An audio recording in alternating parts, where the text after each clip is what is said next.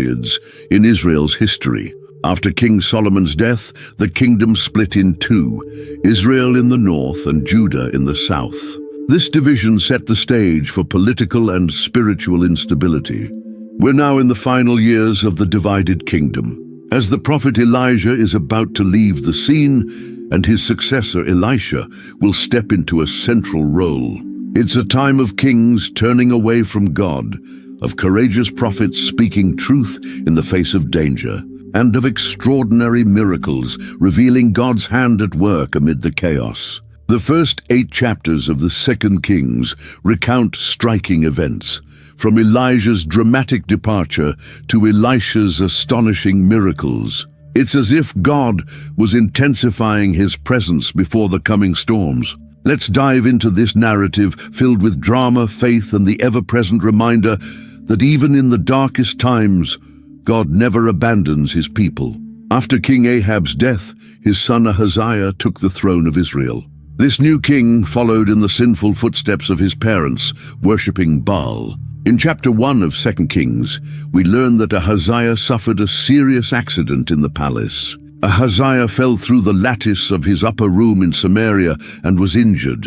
The fall left him bedridden, uncertain if he would survive.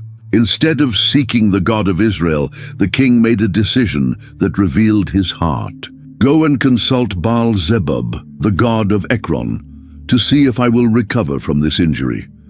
This choice showed that even as king of Israel, he trusted foreign gods more than the true God. Then the angel of the Lord appeared to Elijah with a message. Go up and meet the messengers of the king of Samaria and ask them, is it because there is no God in Israel that you are going off to consult Baal-zebub, the god of Ekron? Therefore this is what the Lord says, you will not leave the bed you are lying on, you will surely die. Elijah obeyed and intercepted the messengers. After hearing the prophet's stern message, they returned immediately to the palace. The king was surprised. Why have you returned? Their reply was direct. A man came to meet us and said, go back to the king who sent you and tell him, this is what the Lord says. Is it because there is no God in Israel that you are sending men to consult Baal-zebub, the god of Ekron? Because of this, you will not leave the bed you are lying on. You will surely die. Curious about who this prophet was, Ahaziah asked, what kind of man was it who came to meet you and told you this? The description was enough. He was a man with a garment of hair and a leather belt around his waist. Immediately the king said, that was Elijah the Tishbite. Instead of repenting, Ahaziah sought to arrest the prophet. He sent a captain with 50 men to capture Elijah. The captain found Elijah sitting on top of a hill and commanded, man of God, the king says, come down. Elijah replied powerfully, if I am a man of God, may fire come down from heaven and consume you and your 50 men. Instantly, fire fell from heaven and consumed them. Ahaziah still didn't give up. He sent another captain with 50 more men who met the same terrifying fate. Incredibly, the king sent a third group. This time, the captain acted with wisdom. He approached Elijah and knelt before him, pleading, man of God, please have respect for my life and the lives of these 50 servants of yours. The Lord showed mercy. Go down with him. Do not be afraid of him. Elijah went down to the king and delivered the final message. This is what the Lord says, because you have sent messengers to consult Baal-zebub, the god of Ekron, as if there were no God in Israel to consult. You will not leave the bed you are lying on. You will surely die. And so it happened. Ahaziah died, according to the word of the Lord that Elijah had spoken. Since he had no son, his brother Joram became the new king of Israel. Elijah's time on earth was coming to an end, but his departure would be nothing short of extraordinary. Chapter 2 of 2 Kings opens with this announcement. When the Lord was about to take Elijah up to heaven in a whirlwind, Elijah and Elisha were on their way from Gilgal. Knowing what was about to happen, Elijah tried to say goodbye to Elisha. Stay here, for the Lord has sent me to Bethel. But Elisha replied, "As surely as the Lord lives and as you live, I will not leave you." His loyalty revealed the deep bond between them. In Bethel, the company of prophets asked Elisha, "Do you know that the Lord is going to take your master from you today?" Elisha answered, "Yes, I know, but do not speak of it." Elijah tried again to go on alone to Jericho and then to the Jordan, but Elisha refused to leave his side. 50 men from the company of the prophets watched from a distance. At the Jordan, Elijah took his cloak, rolled it up, and struck the water. Instantly the water divided to the right and to the left, and the two of them crossed over on dry ground. This miracle echoed the great crossings of Moses and Joshua. On the other side, Elijah asked, "Tell me, what can I do for you before I am taken from you?" Elisha's response showed his spiritual desire. "Let me inherit a double portion of your spirit." Elijah replied, "You have asked a difficult thing. Yet if you see me when I am taken from you, it will be yours. Otherwise, it will not." As they walked along, something incredible happened. Suddenly, a chariot of fire and horses of fire appeared and separated the two of them, and Elijah went up to heaven in a whirlwind. Elisha cried out, My father, the chariots and horsemen of Israel!" Then he tore his clothes in mourning. As Elijah disappeared, his cloak fell to the ground. Elisha picked it up and returned to the Jordan. There, he struck the water with the cloak and cried, "Where now is the Lord, the God of Elijah?" The waters parted again, and Elisha crossed over. The prophets who had been watching declared, "The spirit of Elijah is resting on Elisha." They bowed down before him, acknowledging him as the new prophetic leader. Even after witnessing the ascension, the prophets insisted on searching for Elijah. For 3 days they looked, but as Elisha had said, they found nothing. The Lord had truly taken Elijah to heaven. With Elijah's mantle on his shoulders, Elisha began his own prophetic ministry. His first miracles involved water, an essential element in Israel's dry region.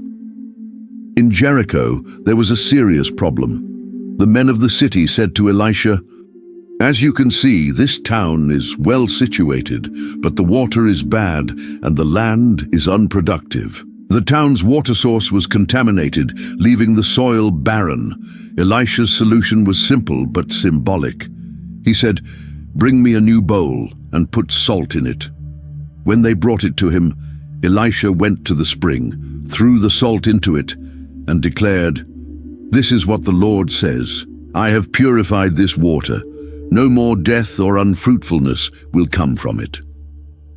The result was immediate and lasting. The waters of Jericho remain pure to this day, according to the word Elisha had spoken. Later, Elisha became involved in a military situation. Joram, king of Israel, along with Jehoshaphat, king of Judah, and the king of Edom, marched to fight against Moab, who had rebelled. After 7 days trekking through the desert, they faced a critical issue. The armies and the animals with them had no water. The king of Israel saw this as a bad omen, but Jehoshaphat asked, "Is there no prophet of the Lord here through whom we may inquire?" One officer said Elisha was present. The 3 kings went to Elisha, who initially expressed disdain for the king of Israel. "What do I have to do with you? Go to the prophets of your father and your mother." But out of respect for Jehoshaphat, Elisha agreed to help. To prepare to receive the word of the Lord, Elisha asked, "Bring me a harpist." As the harpist played, the hand of the Lord came upon Elisha. He instructed, "Make this valley full of ditches." He explained, "You will not see wind or rain, yet this valley will be filled with water, and you, your livestock, and your animals will drink." He also prophesied victory over Moab. The next morning, water came from the direction of Edom and filled the valley. This miracle saved the armies from thirst and prepared the way for their victory. When the Moabites saw the sun reflecting off the water, it appeared red like blood. Thinking the kings had fought each other, they rushed into the Israelite camp to plunder, only to be defeated by soldiers ready for battle. Elisha's ministry wasn't limited to national affairs. He used his gift to help ordinary people, showing that God cares about small problems just as much as big ones. A widow came to Elisha in a desperate situation. Her husband, one of the prophet's disciples, had died leaving debts. Now the creditor was coming to take her 2 sons as slaves. "Your servant, my husband, is dead," she explained, "and you know that he feared the Lord. But now the creditor is coming to take my 2 sons as slaves." Elisha asked what she had at home. She replied, "Your servant has nothing there at all except a small jar of olive oil." With this humble resource, Elisha saw an opportunity for a miracle. He instructed her, "Go around and ask all your neighbors for empty jars. Don't ask for just a few. Then go inside, shut the door behind you and your sons, and pour oil into all the jars." The widow obeyed. She gathered as many jars as she could and began pouring oil. Miraculously, the oil kept flowing until every jar was full. When she told Elisha, he said, "Go, sell the oil and pay your debts. You and your sons can live on what is left." The second story involves a wealthy woman from Shunem. Whenever Elisha passed through, she invited him to eat.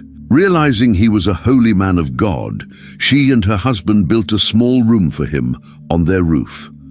Elisha wanted to do something for her in return.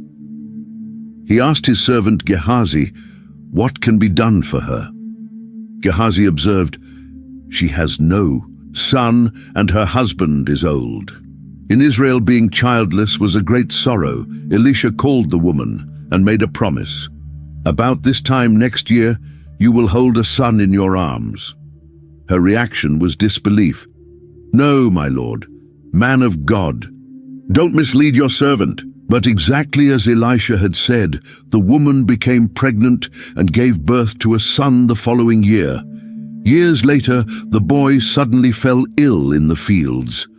My head, my head."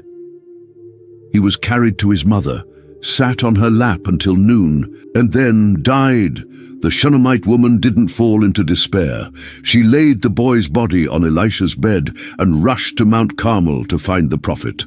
When she found him, she clung to his feet in anguish. Elisha sent Gehazi ahead with his staff to lay it on the boy's face, but nothing happened. When Elisha arrived, he went into the room alone, prayed to the Lord, and lay on the child, mouth to mouth, eyes to eyes, hands to hands.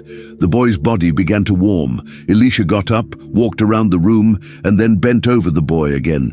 This time, the boy sneezed 7 times and opened his eyes. Elisha called the mother, "Take your son." She fell at his feet in gratitude, took her son, and left. Among Elisha's miracles, Naaman's healing stands out. In chapter 5, we meet Naaman, commander of the army of the king of Aram, a great man in the sight of his master and highly regarded, because through him the Lord had given victory to Aram. He was a valiant soldier, but he had leprosy. A successful man with a devastating problem, leprosy, an incurable disease in ancient times. The path to his healing began unexpectedly. A young Israelite girl, captured and serving Naaman's wife, said, "If only my master would see the prophet. In Samaria, he would cure him of his leprosy." The message reached Naaman, who told the king of Aram. The king sent Naaman to Israel with a letter and expensive gifts: 10 talents of silver, 6,000 gold coins, and 10 sets of fine clothing. The letter read, "With this letter, I'm sending my servant Naaman to you so that you may cure him of his leprosy." The king of Israel took it as a provocation. "Am I God? Can I kill and bring back to life? Why does this man send someone to me to be healed of leprosy?" In anguish, he tore his robes. When Elisha found out, he sent a message, "Why did you tear your clothes? Send the man to me, and he will know that there is a prophet in Israel." Naaman arrived at Elisha's house with his impressive entourage. Instead of meeting him personally, Elisha sent a messenger with instructions. Go wash yourself 7 times in the Jordan River. Your skin will be restored and you will be cleansed. Naaman was outraged. I thought he would come out to see me, call on the name of the Lord his God, wave his hand over the affected area, and cure me of leprosy. Aren't the Abana and Pharpar rivers of Damascus better than all the waters of Israel? His servants wisely advised him. My father, if the prophet had asked you to do something difficult, wouldn't you have done it? How much more then when he simply tells you to wash and be cleansed? Naaman decided to obey.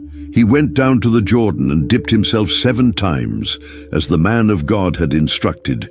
His skin was restored and became as clean as that of a young boy. The healing was complete and instantaneous.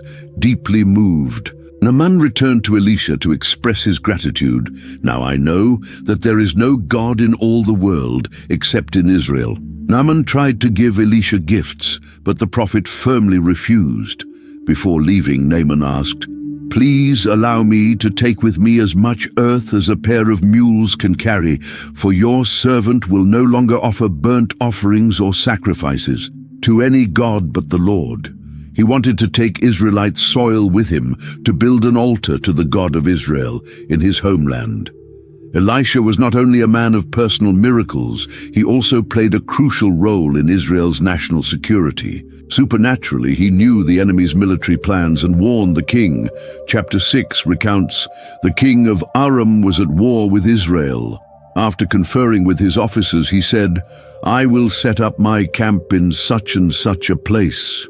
The man of God sent word to the king of Israel, beware of passing that place, because the Arameans are going down there. This ability repeatedly frustrated the Aramean king's plans. So the king of Israel checked the place indicated by the man of God. Time and again Elisha warned the king. The king of Aram suspected a traitor and asked his officers, Tell me, who among us is on the side of the king of Israel? One of them replied, None of us, my lord the king. But Elisha the prophet who is in Israel tells the king of Israel, the very words you speak in your bedroom. Determined to capture Elisha, the king found out he was in Dothan and sent horses, chariots, and a strong force there. They went by night and surrounded the city. The next morning, Elisha's servant saw the army and panicked. Oh no, my lord, what shall we do? Elisha's response revealed a profound spiritual truth. Don't be afraid. Those who are with us are more than those who are with them. Then Elisha prayed, Lord, open his eyes so that he may see. Then the Lord opened the servant's eyes, and he looked and saw the hills full of horses and chariots of fire all around Elisha. As the Arameans advanced, Elisha prayed, Strike these people with blindness. And the Lord struck them with blindness. Elisha told them, This is not the road, and this is not the city. Follow me, and I will lead you to the man you are looking for. He led them straight to Samaria, the capital of Israel. Once they arrived, Elisha asked God to open their eyes again. The Aramean soldiers suddenly realized they were in the middle of the enemy's capital, completely vulnerable. The king of Israel asked, Shall I kill them, my father? Shall I kill them? Elisha answered mercifully, Do not kill them. Would you kill those you have captured with your own sword or bow? Give them food and water so they may eat and drink and then go back to their master. The outcome of this strategy was stunning. He prepared a great feast for them, and after they had eaten and drunk, he sent them away, and they returned to their master. So the bands of Aram stopped raiding Israel's territory. But peace didn't last forever. Sometime later, Ben-Hadad, king of Aram, laid siege to Samaria. The siege was so severe that it caused a horrific famine in the city. Chapter 6 describes the desperate situation. A donkey's head sold for 80 pieces of silver, and a quarter of a cab of dove's dung for 5 pieces of silver. The famine became so extreme that unimaginable acts occurred. As the king of Israel walked along the city wall, a woman cried out to him, "Help me, my lord the king." When he asked her what was wrong, she told a horrifying story. "This woman said to me, 'Give up your son, so we may eat him today, and tomorrow we'll eat mine.' So we cooked my son and ate him. The next day I said to her, 'Give up your son, so we may eat him.' But she had hidden him." Horrified, the king tore his clothes in anguish. Underneath, he was wearing sackcloth, a sign of mourning and repentance the people couldn't see. But instead of turning to God, he blamed Elisha and vowed to kill him. "May God deal with me, be it ever so severely, if the head of Elisha son of Shaphat remains on his shoulders today." While Elisha was at home with the elders of Israel, the king sent a messenger to execute him. But Elisha knew this before the messenger arrived. "Look, that murderer has sent someone to cut off my head. When the messenger comes, shut the door and hold it shut against him. Is not the sound of his master's footsteps behind him?" While he was still speaking, the messenger arrived, followed by the king himself, who declared, "This disaster is from the Lord. Why should I wait for the Lord any longer?" At that crucial moment, Elisha made a surprising promise. "Hear the word of the Lord.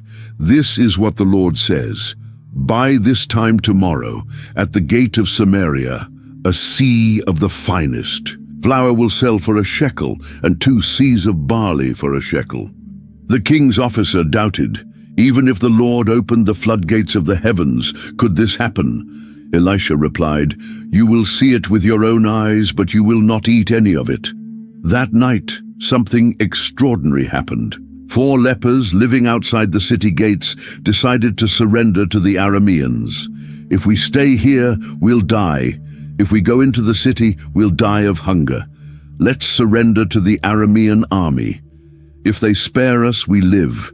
If they kill us, we die." At twilight, they went to the Aramean camp and found it completely deserted. The Lord had caused the Aramean army to hear the sound of chariots, horses, and a great army. So they fled at dusk, abandoning their tents, horses, and donkeys. They fled for their lives. The lepers entered one of the tents and ate and drank, taking silver, gold, and clothes. Then they realized their responsibility. "We're not doing what is right. This is a day of good news, and we are keeping it to ourselves." They returned to the city and reported the miraculous flight of the Arameans. The king suspected a trap and sent scouts to investigate. They confirmed that the Arameans had indeed fled, leaving behind clothes and equipment along the road. So, people rushed out and plundered the Aramean camp, and Elisha's prophecy was fulfilled. Food became abundant and cheap once more. And what about the official who had doubted? The king had put him in charge of the gate, but he was trampled to death by the crowd, just as the man of God had foretold.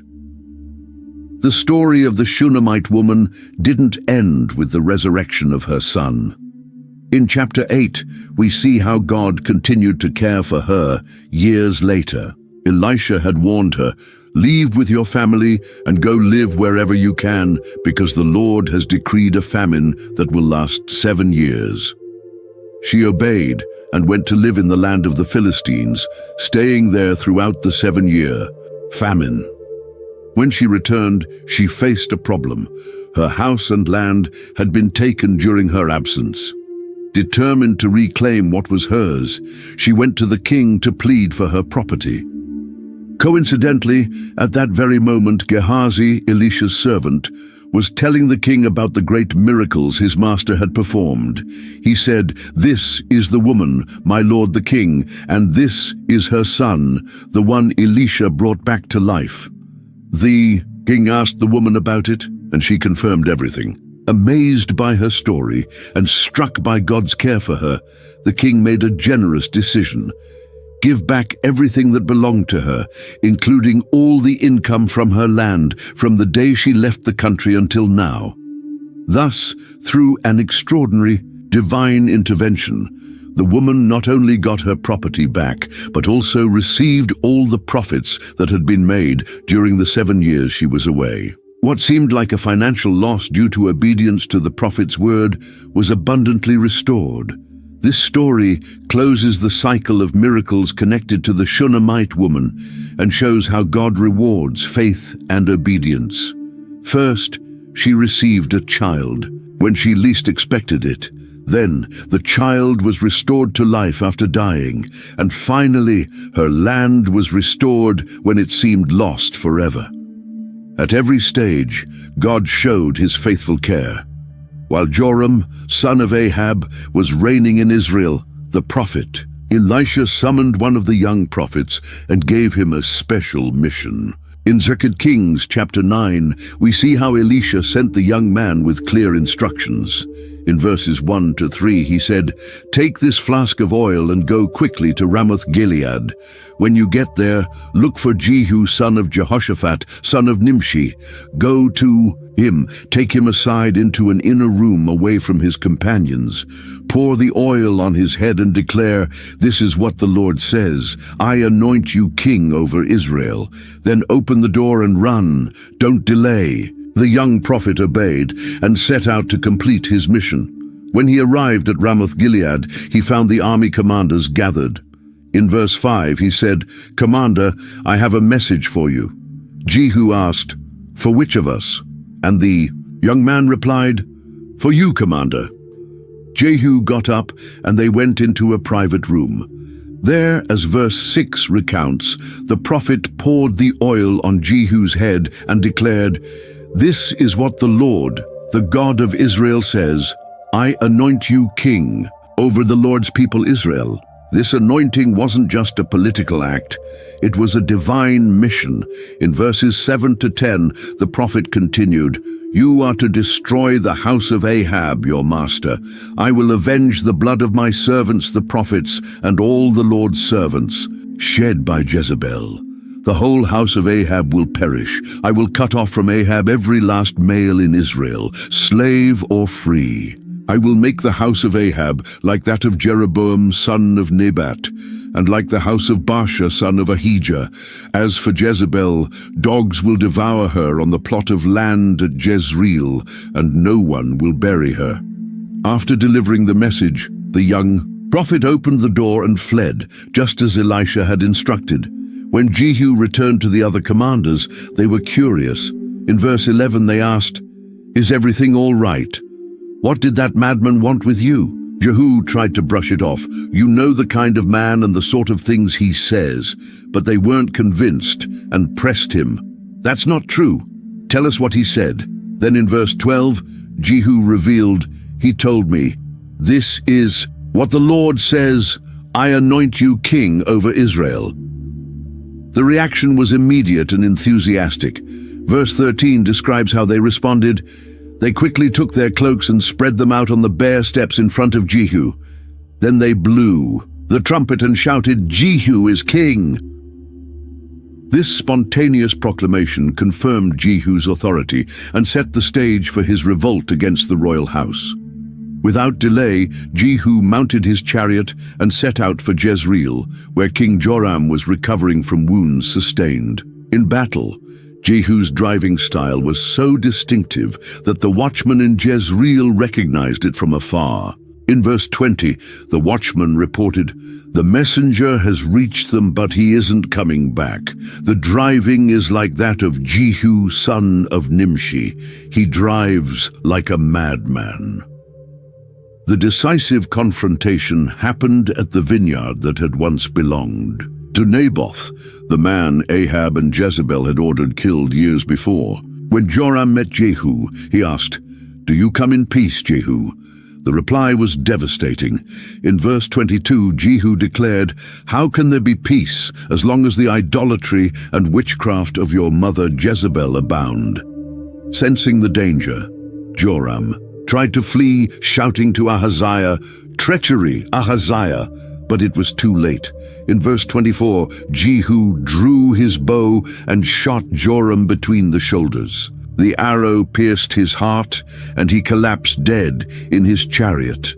Joram's death was only the beginning of Jehu's vengeance. He ordered that the body be thrown onto the field of Naboth, fulfilling the prophecy that Ahab's family would be punished in that very place.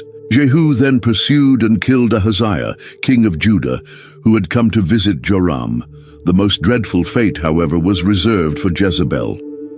When Jehu arrived in Jezreel, Jezebel put on makeup, styled her hair, and looked out the palace window. In verse 30, she taunted him, "How are things, Zimri, murderer of your master?" But Jehu was undeterred. He looked up and shouted, "Who is on my side? Who?" 2 or 3 eunuchs looked down at him, and Jehu commanded, "Throw her down." They threw her, and her blood splattered on the wall and on the horses. After going inside to eat and drink, Jehu gave the order to bury Jezebel, saying in verse 34, "Take care of that cursed woman and bury her, for she was a king's daughter." But when they went to bury her, all they found were her skull, her feet, and her hands. The rest had been devoured by dogs, just as the prophet Elijah had foretold years before. With Joram and Jezebel dead, Jehu turned his attention to the rest of Ahab's family. 70 of Ahab's sons were living in Samaria under the care of the city's leaders. In chapter 10, Jehu sent letters to these leaders, challenging them to pick one of Ahab's sons to be king and fight him. In verse 4, we see how terrified the leaders were. 2 kings couldn't stand up to him. How can we? So they sent this reply to Jehu, "We are your servants, and will do whatever you say. We will not appoint anyone as king. Do whatever you think is best." Jehu sent a second letter, demanding proof of loyalty. "If you are on my side, and will obey me, bring me the heads of your master's sons by this time tomorrow in Jezreel." The next day, the leaders of Samaria killed all 70 of Ahab's sons and sent their heads in baskets to Jehu in Jezreel. When the heads arrived, Jehu ordered them to be piled in 2 heaps at the city gate until morning. The next day, he addressed the people and said in verse 9, "You are innocent. I conspired against my master and killed him, but who killed all these?" With these cunning words, Jehu made it clear that the prophecy against Ahab's house was being fulfilled. The Lord has done what he promised through his servant Elijah. Jehu didn't stop there. He killed everyone remaining of Ahab's family in Jezreel, including officials, close friends, and priests. He left no survivors, completely fulfilling the prophecy against Ahab's house. But the most cunning part of Jehu's plan was still to come. After securing his power, he made a bold announcement in verse 18. "Ahab served Baal a little, Jehu will serve him much." This seemed to suggest that Jehu would be even more devoted to Baal worship than his predecessor. To demonstrate this supposed devotion, Jehu summoned a great assembly in Baal's honor. "Ahab served Baal a little, but Jehu will serve him much more. Call all Baal's prophets, all his ministers, and all his priests. Let no one fail to come, for I am going to offer a great sacrifice to Baal. Whoever fails to come will not live." Verses 19 to 21 show how Jehu, with great cunning, gathered all the Baal worshippers. "Proclaim a solemn assembly in honor of Baal." And they did. Jehu sent messengers throughout Israel, and all Baal worshippers came. None were missing. They filled Baal's temple from one end to the other. Before the ceremony began, Jehu took precautions to ensure that only Baal worshippers were present. In verse 22, he ordered the wardrobe keeper, "Bring robes for all the worshippers of Baal." Once they were all dressed in ritual garments, Jehu and Jonadab, son of Rechab, entered the temple. Jehu warned them in verse 23, "Make sure there are no servants of the Lord among you, only Baal worshippers." This gave any faithful Israelite a chance to escape, but also ensured that only true Baal followers remained. When the sacrifices began, Jehu stationed 80 men outside and instructed them, "If any one of you lets someone escape, you will pay for it with your life." As soon as the offering was done, Jehu gave the order in verse 25, "Go in and kill them. Let no one escape." The soldiers went in and struck them all down with their swords. They then dragged out the sacred pillar from Baal's temple and burned it. They destroyed the sacred stone and demolished the temple itself, turning it into a latrine, a purpose it still served at the time the text was written. Thus, through this bloody cunning, Jehu wiped out Baal worship from Israel. In verse 28 we read, "So Jehu destroyed Baal worship in Israel." While these dramatic events unfolded in the northern kingdom, a different kind of tragedy struck Judah. When Ahaziah, king of Judah, was killed by Jehu, his mother Athaliah saw an opportunity to seize power for herself. In chapter 11, verse 1, we see Athaliah's cruel action. When Athaliah, the mother of Ahaziah, saw that her son was dead, she proceeded to destroy the whole royal family. Athaliah was the daughter of Ahab and Jezebel, and the wife of the late King Jehoram of Judah. Now with her son Ahaziah dead, she was determined to eliminate any possible heir to the throne and rule alone. This massacre nearly wiped out the entire royal lineage of David, which would have been a spiritual and historical catastrophe for Israel. But providentially, one courageous person stepped in to save a surviving heir. In verse 2, we see how Jehosheba, sister of Ahaziah and daughter of King Jehoram, but from a different mother than Athaliah, acted swiftly and wisely. But Jehosheba, the daughter of King Jehoram and sister of Ahaziah, took Joash, son of Ahaziah, and stole him away from among the royal princes who were about to be killed. She put him and his nurse in a bedroom to hide him from Athaliah, so he was not killed. Joash was just a baby when he was rescued by his aunt Jehosheba, who was married to the high priest Jehoiada. Verse 3 tells us, he remained hidden with his nurse at the temple of the Lord for 6 years, while Athaliah ruled the land. For 6 years, Athaliah reigned over Judah, unaware that a rightful heir from the house of David was alive and being sheltered in the temple. She promoted Baal worship in Judah, following the footsteps of her parents, Ahab and Jezebel. A temple to Baal was established in Jerusalem, and the worship of the true God was neglected. This was one of the darkest periods in Judah's history. The Davidic lineage, from which the Messiah would come, hung by a thread, represented only by a hidden child. But God remained faithful to his promise to David, preserving young Joash so that, at the appointed time, he could rightfully take his place on the throne. After 6 years under Athaliah's tyrannical rule, the high priest Jehoiada decided it was time to restore the rightful Davidic line to the throne. In chapter 11, verse 4, we see how carefully he planned the restoration. In the 7th year, Jehoiada sent for the commanders of units of 100, the Carites and the guards, and had them brought to him at the temple of the Lord. He made a covenant with them and put them under oath at the temple of the Lord. Then he showed them the king's son. Jehoiada divided the soldiers into 3 groups. As seen in verses 5 to 8, he gave them detailed instructions. A third of you who come on duty on the Sabbath are to guard the royal palace, a third at the Sur gate, and a third at the gate behind the guard, who take turns guarding the temple. And you who are in the other 2 companies that normally go off duty on the Sabbath are all to guard the temple for the king. Station yourselves around the king, each of you with weapon in hand. Anyone who approaches your ranks is to be put to death. Stay close to the king wherever he goes. The soldiers were to surround the young king, weapons in hand, ready to kill anyone who tried to harm him. They were to accompany him wherever he went. On the appointed day, the commanders did, exactly as Jehoiada had instructed. Verse 9 says, the commanders of units of 100 did just as Jehoiada the priest ordered. Each one took his men, those who were going on duty on the Sabbath and those who were going off duty, and came to Jehoiada the priest.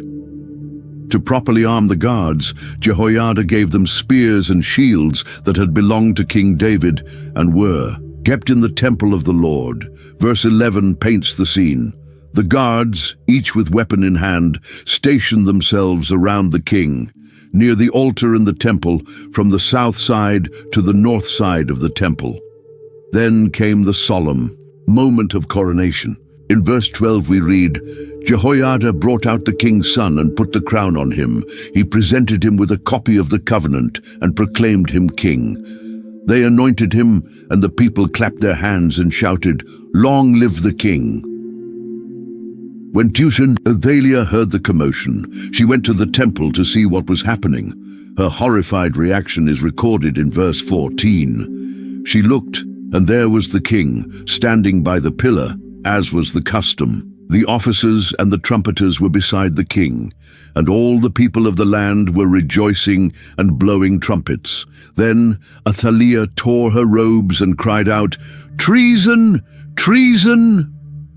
The high priest Jehoiada ordered that Athaliah be taken out of the temple and executed. Verse 16 tells us, so they seized her as she reached the place where the horses enter the palace grounds, and there she was put to death.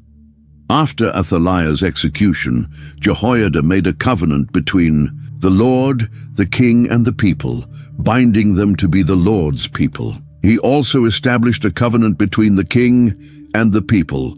Verse 17 states, Jehoiada then made a covenant between the Lord and the king and people that they would be the Lord's people.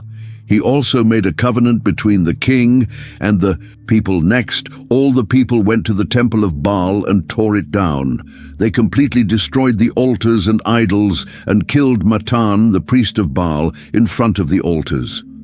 Finally, Jehoiada and the people brought King Joash from the temple to the royal palace, escorted by the guards. Joash took his place on the royal throne, and all the people rejoiced. The city was calm because Athaliah had been killed with the sword at the palace.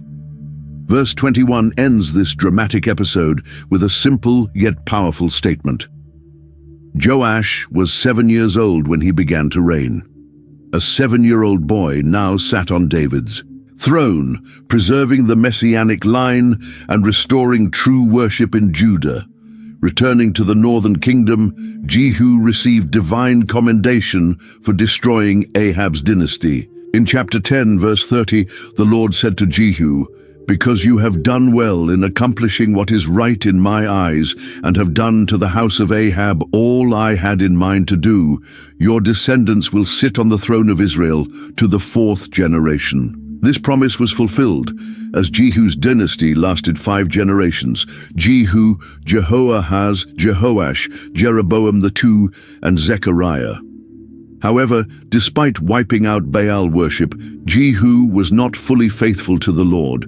Verse 29 states, "Nevertheless, he did not turn away from the sins of Jeroboam son of Nebat, which he had caused Israel to commit, the worship of the golden calves at Bethel and Dan."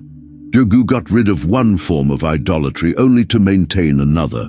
The golden calves had been set up by Israel's first king, Jeroboam I, to prevent the people from going to worship in Jerusalem.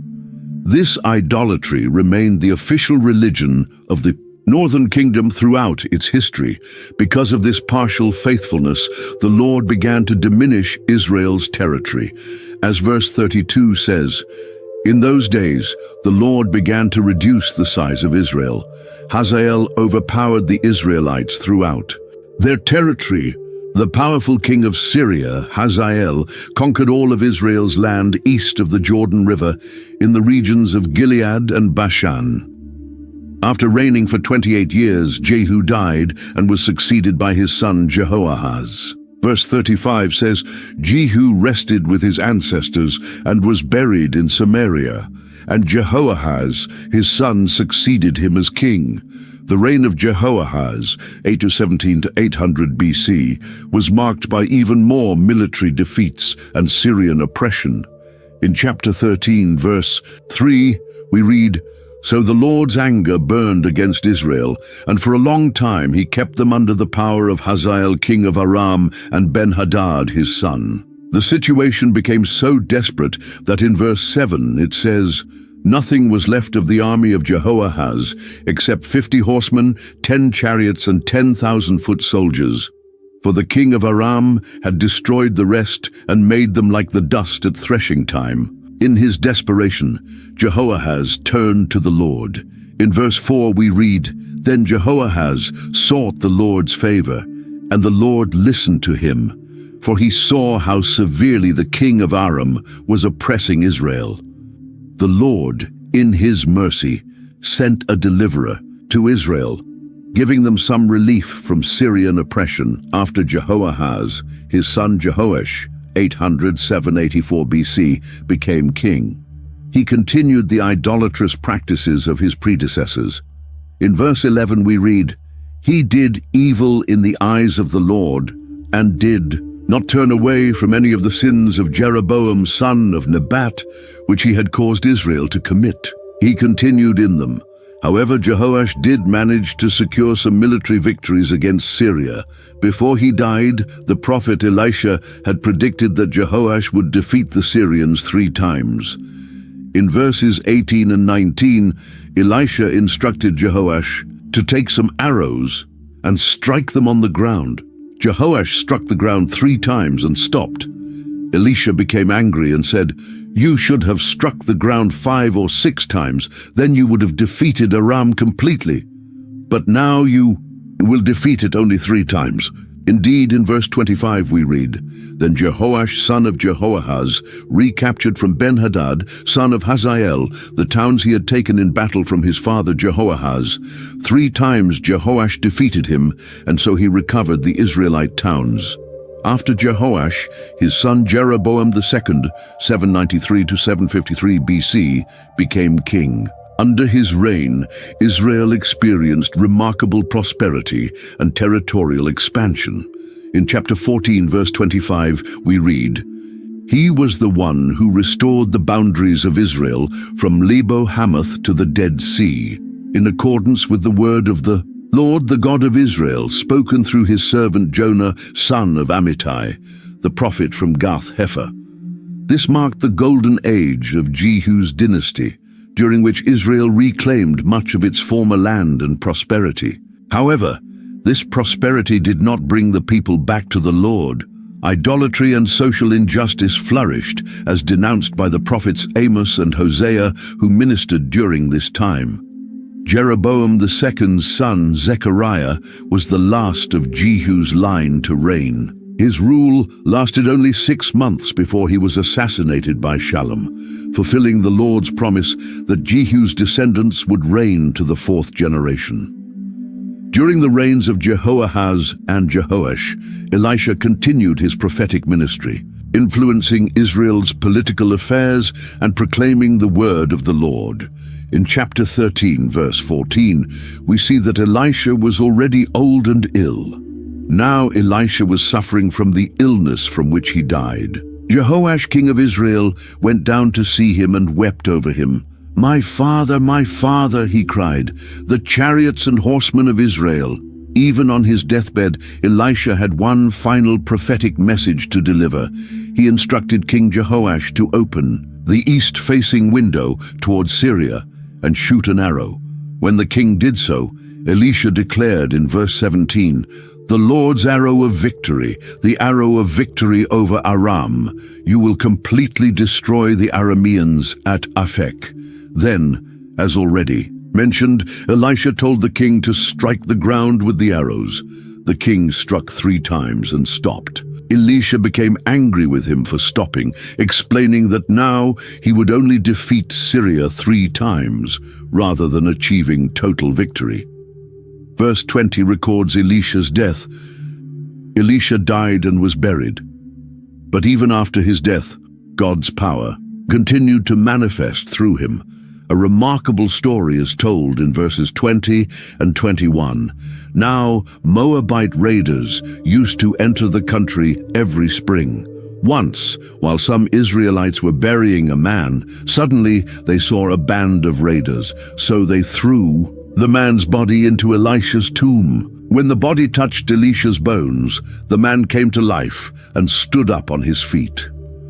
This posthumous miracle served as a powerful reminder of the divine power that had worked through Elisha during his life. It also symbolized the hope that, even in times of invasion and uncertainty, God's power to bring life remained present in Israel. After the death of Zechariah, the last king from Jehu's dynasty, Israel entered a period of extreme political instability. In about 30 years, 6 kings sat on the throne, most of them rising to power through conspiracies and assassinations. Shallum, son of Jabesh, assassinated Zechariah and seized the throne, but he reigned only 1 month in Samaria. In chapter 15, verse 14, we read, "Then Menahem, son of Gadi, went from Tirzah up to Samaria. He attacked Shallum, son of Jabesh, and killed him in Samaria. Then he succeeded him as king." Menahem ruled for 10 years, 752–742 BC, but his reign was marked by extreme cruelty.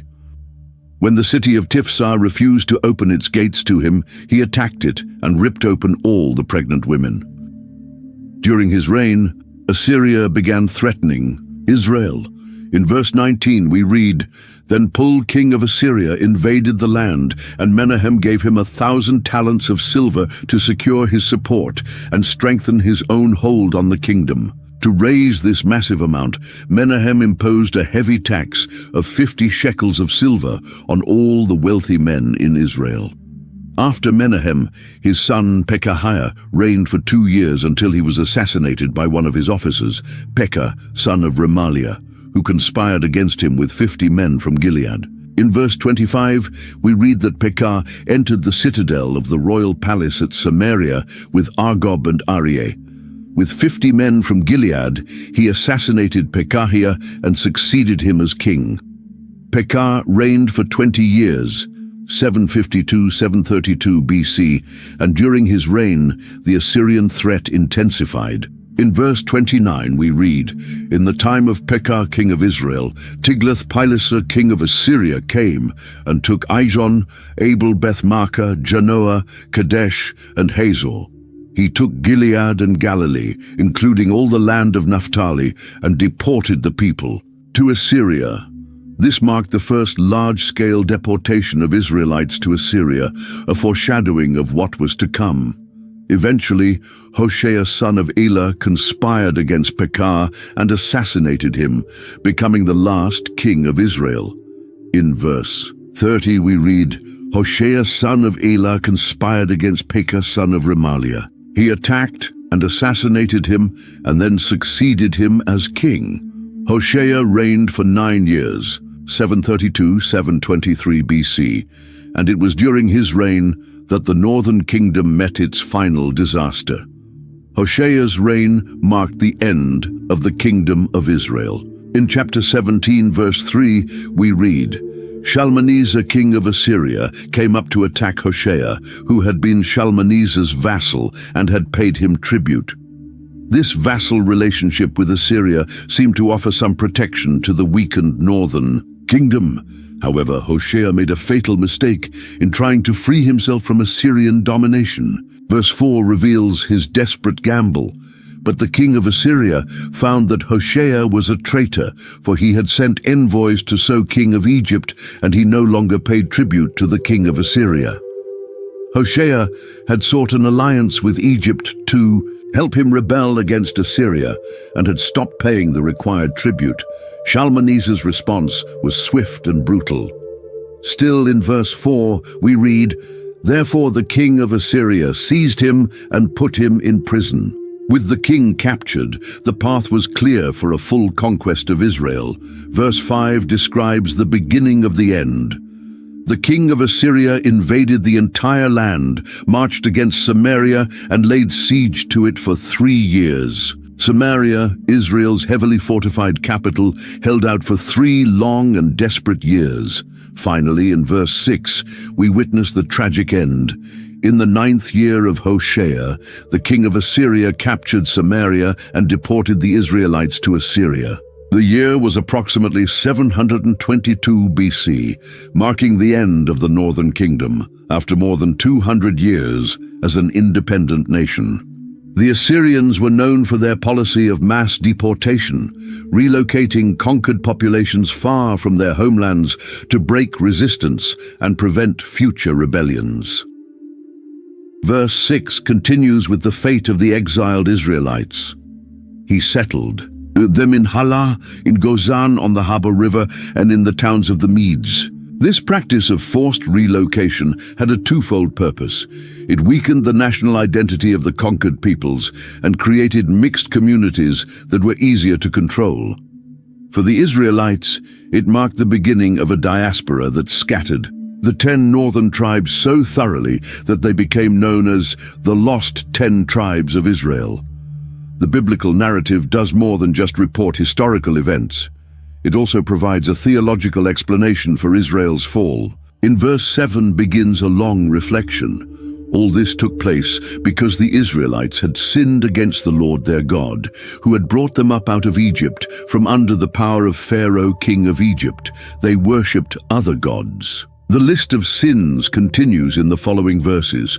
Idol worship, adopting the practices of the nations the Lord had driven out, building pagan altars in every town, setting up sacred stones and Asherah poles on every high hill, burning incense on all the altars, and engaging in all kinds of wickedness that provoked the Lord to anger, despite his repeated warnings.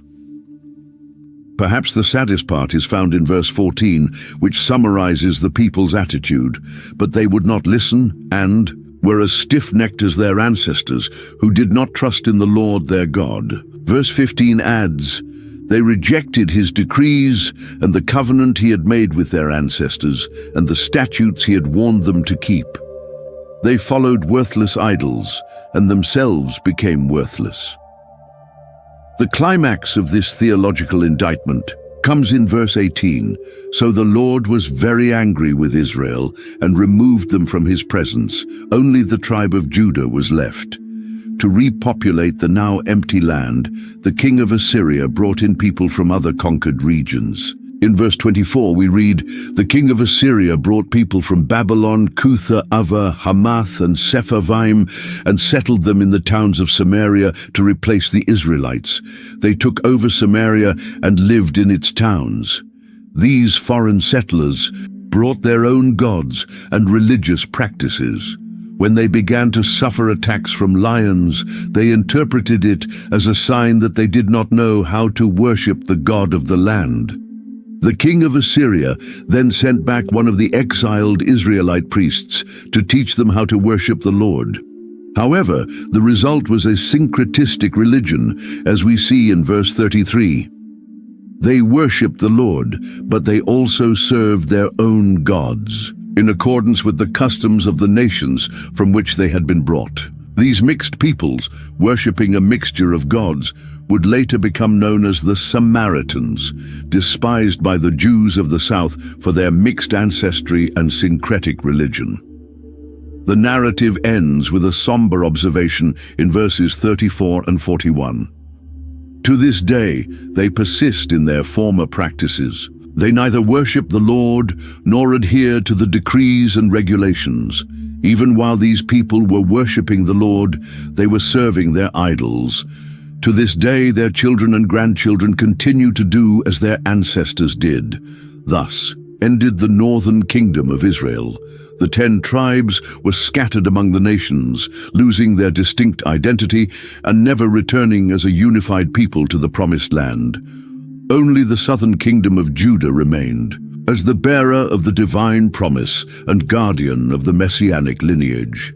The fall of Israel stands as a solemn warning about the consequences of persistent unfaithfulness to God.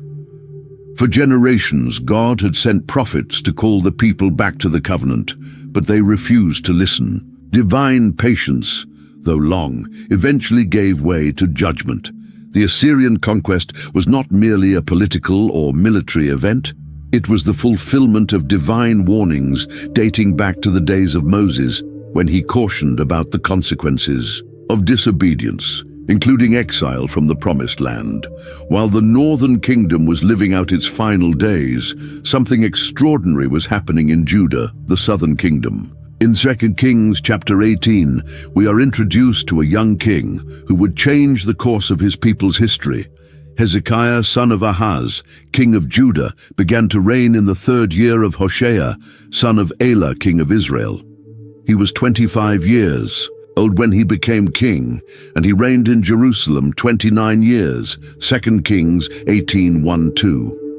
Unlike many of his predecessors, Hezekiah chose a completely different path.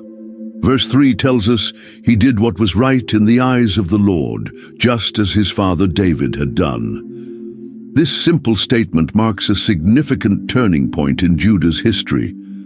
After a string of kings who had done evil in the Lord's sight, a ruler had finally arisen who was determined to walk in the ways of David. Hezekiah wasted no time. As soon as he took the throne, he initiated deep reforms in Judah's worship. In verse 4, we see the extent of these changes. He removed the high places, smashed the sacred stones, and cut down the Asherah poles. He broke into pieces the bronze snake Moses had made, for up to that time the Israelites had been burning incense to it. It was called Nehushtan. This action was truly remarkable. The bronze serpent had a significant place in Israel's history. Back in the days of Moses, when venomous snakes attacked the people in the wilderness, God instructed Moses to make a bronze serpent and set it on a pole. Whoever looked at it would be healed. It was a legitimate symbol of divine salvation. But now, nearly 700 years later, the object had become an idol. The people had begun to worship the object itself, rather than the God it represented. Hezekiah had the courage to destroy even this historic artifact once he realized it had become a spiritual stumbling block. This reveals his deep resolve to eliminate every form of idolatry, even those with apparent historical or religious justification. Hezekiah's faith was exceptional. In verse 5, the Bible makes a striking statement. Hezekiah trusted in the Lord, the God of Israel.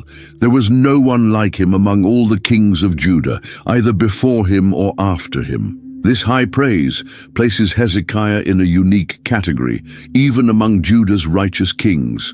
His devotion to God was not just a matter of sentiment, it was expressed in concrete obedience. Verse 6 continues, "He held fast to the Lord and did not stop following him. He kept the commands the Lord had given Moses." Hezekiah returned to the original source of Israel's faith, the law of Moses. Instead of adhering to corrupted traditions that had developed over time, he sought to re-establish worship according to the divine standards. The result of this faithfulness was God's blessing. In verses 7 and 8 we read, "And the Lord was with him. He was successful in whatever he undertook. He rebelled against the king of Assyria and did not submit to him. From watchtower to fortified city, he defeated the Philistines as far as Gaza and its territory." This rebellion against Assyria was a bold move. Assyria was the superpower of the time, and few dared to defy its might. But Hezekiah's confidence was not in human strength, it was in God's power. His religious reforms were accompanied by crucial political and military decisions that allowed Judah to recover a measure of independence and national dignity. While Hezekiah was implementing his reforms, a catastrophic event was unfolding nearby: the fall of the northern kingdom of Israel. In chapter 18, verse 9, we read, "In the 4th year of King Hezekiah, which was the 7th year of Hoshea son of Elah, king of Israel, Shalmaneser, king of Assyria, marched against Samaria and laid siege to it." This event must have had a profound impact on Judah.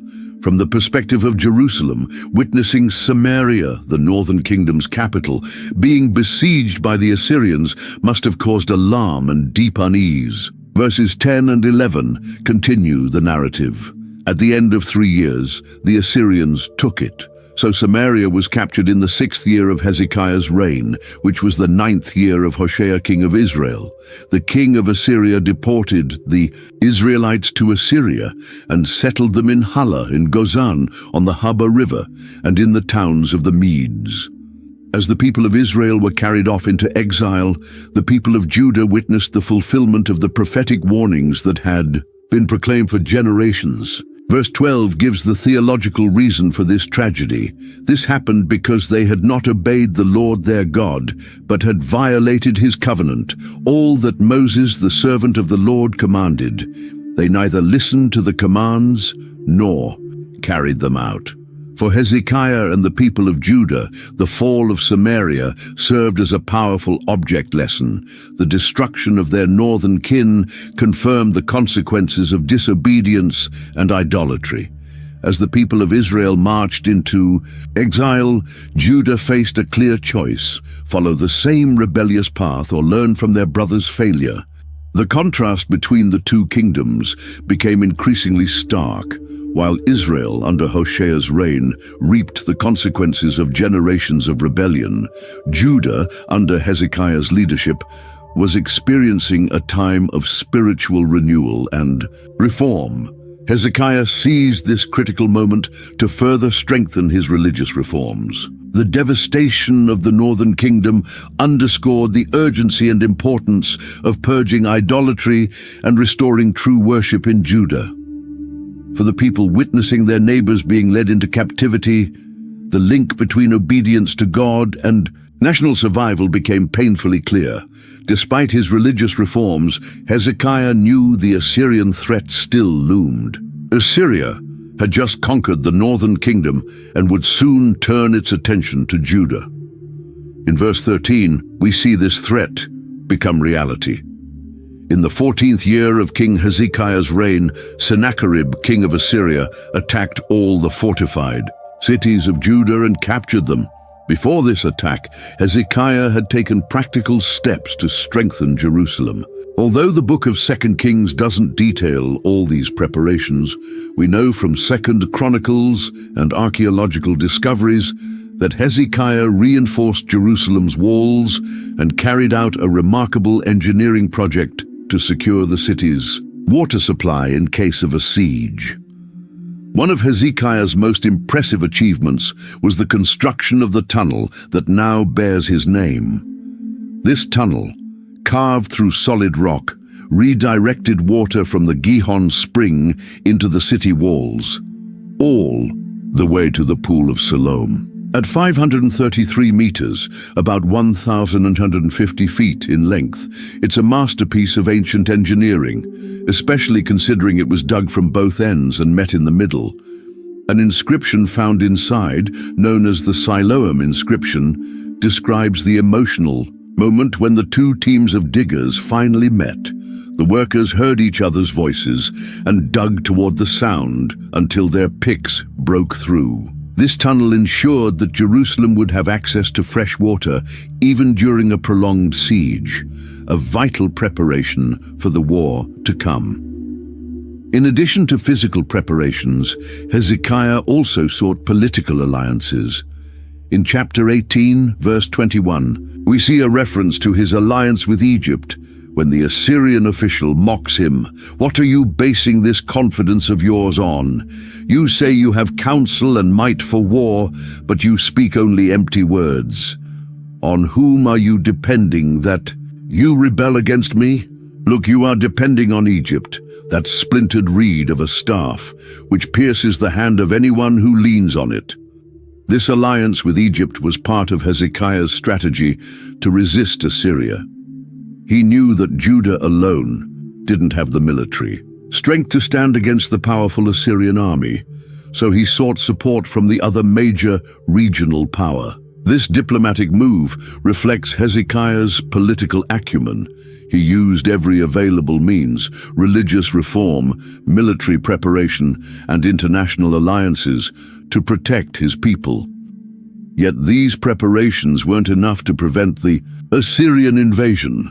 When Sennacherib attacked, he quickly captured most of Judah's territory. In verse 14, we see Hezekiah attempt a diplomatic solution. So Hezekiah, king of Judah, sent this message to the king of Assyria at Lachish. I have done wrong. Withdraw from me, and I will pay whatever you demand of me. The king of Assyria exacted from Hezekiah, king of Judah, 300 talents of silver and 30 talents of gold. To pay this enormous tribute, Hezekiah had to use all available resources. Verses 15 and 16 state, So Hezekiah gave him all the silver that was found in the temple of the Lord and in the treasuries of the royal palace. At this time, Hezekiah stripped off the gold with which he had covered the doors and doorposts of the temple of the Lord, and gave it to the king of Assyria. This desperate act shows how serious the Assyrian threat was. Hezekiah was forced to strip the very temple he had purified and restored just to try to appease the invader. But as we'll see next, even this massive payment wasn't enough to remove the danger. Despite the heavy tribute, Sennacherib was not satisfied. He sent 3 high-ranking officials with a large army from Lachish to Jerusalem to demand the city's complete surrender. In verse 17 we read, The king of Assyria sent his supreme commander, his chief officer and his field commander, with a large army from Lachish to King Hezekiah at Jerusalem. They came up to Jerusalem and stopped at the aqueduct of the upper pool on the road to the washerman's field. The choice of location for this confrontation was no accident. The aqueduct of the upper pool was part of the very water system Hezekiah had built to strengthen the city. The Assyrian officials positioned themselves there as a symbolic threat to cut off Jerusalem's water supply, the very project Hezekiah relied on to survive a siege. The Assyrians summoned the king, but Hezekiah did not meet them personally. In verse 18 we read, They called for the king, and Eliakim son of Hilkiah the palace administrator, Shebna the secretary, and Joah son of Asaph the recorder went out to them. Then the Assyrian field commander began delivering a message, a psychological speech carefully crafted to demoralize Jerusalem's defenders. He spoke loudly in Hebrew, not Aramaic, the diplomatic language of the time, so that everyone on the walls could understand. His goal was clear: to destroy the people's trust in Hezekiah and in God, and thus force a surrender without a prolonged siege. In verses 19 and 20, he directly questions Hezekiah's strategy. The field commander said to them, Tell Hezekiah, this is what the great king, the king of Assyria, says. On what are you basing this confidence of yours? You say you have counsel and might for war, but you speak only empty words. On whom are you depending that you rebel against me? He then attacks each pillar of Judah's confidence. First the alliance with Egypt, then Hezekiah's religious reforms, and finally the God of Israel himself. In verses 22-25 he says, But if you say to me, we are depending on the Lord our God, isn't he the one whose high places and altars Hezekiah removed, saying to Judah and Jerusalem, You must worship before this altar in Jerusalem? Come now, make a bargain with my master, the king of Assyria. I will give you 2,000 horses, if you can put riders on them. How then can you repulse one officer of the least of my master's officials, even though you are depending on Egypt for chariots and horsemen? Furthermore, have I come to attack and destroy this land without the Lord? The Lord himself told me to march against this country and destroy it. This final argument was particularly disturbing to the listeners. The Assyrian official was suggesting that the very God of Israel had sent the Assyrians to destroy Jerusalem. This was a direct attempt to undermine the people's faith in the God whom Hezekiah had restored as the center of national life. Hezekiah's representatives recognized the danger these words posed to the morale of the people. In verse 26, they plead, Please speak to your servants in Aramaic since we understand it. Don't speak to us in Hebrew in the hearing of the people on the wall. But this request only confirmed to the Assyrian official that his tactic was working. In verse 27 he replied, "Was it only to your master and you that my master sent me to say these things, and not to the people sitting on the wall, who, like you, will have to eat their own excrement and drink their own urine?" Then, raising his voice even more, he continued his speech directly to the people on the wall. In verses 28-35, the high-ranking official makes a direct appeal to the people of Jerusalem, urging them not to trust Hezekiah or his God. "Do not let Hezekiah deceive you. He cannot deliver you from my hand. Do not let Hezekiah persuade you to trust in the Lord. Do not listen to Hezekiah. This is what the king of Assyria says: Make peace with me and surrender. Then each of you will eat from your own vine and fig tree and drink water from your own cistern until I come and take you to a land like your own, a land of grain and new wine, a land of bread and vineyards, a land of olive trees and honey. Choose life and not death." This speech was a cunning mixture of intimidation, false promises, and attempts to undermine religious faith.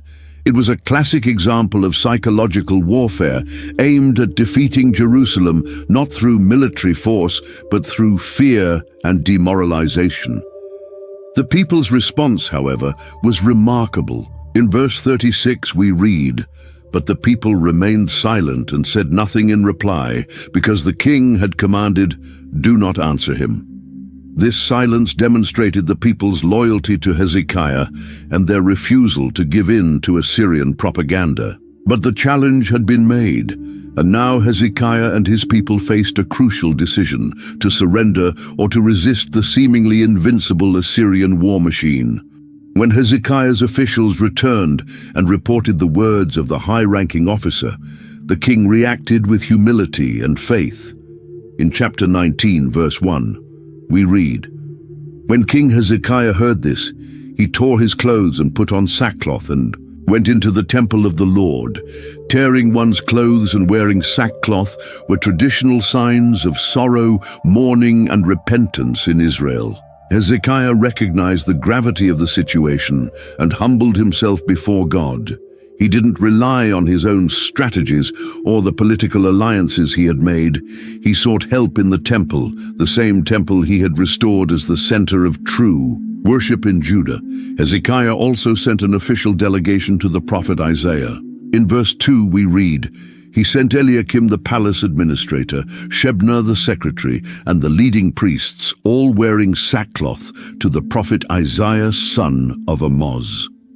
The fact that they were all wearing sackcloth showed that all of Judah's leadership shared the same spirit of humility and desperation. The message Hezekiah sent to Isaiah reveals both his distress and his hope. In verses 3-4 he says, "This is what Hezekiah says: This day is a day of distress, rebuke, and disgrace, as when children come to the moment of birth, and there is no strength to deliver them. It may be that the Lord your God will hear all the words of the field commander, whom his master the king of Assyria has sent to ridicule the living God, and that he will rebuke him for the words the Lord your God has heard. Therefore pray for the remnant that still survives." Hezekiah acknowledged that the situation was desperate. They were like a woman in labor, with no strength to deliver the child. But he also expressed hope that God would hear the Assyrian blasphemies and act to defend his own honor. His main concern wasn't for himself, but for the remnant that still survives, the few in Judah who had not yet fallen under Assyrian rule. Isaiah's response was swift and reassuring. In verses 5-7 we read, "When King Hezekiah's officials came to Isaiah, Isaiah said to them, 'Tell your master, this is what the Lord says.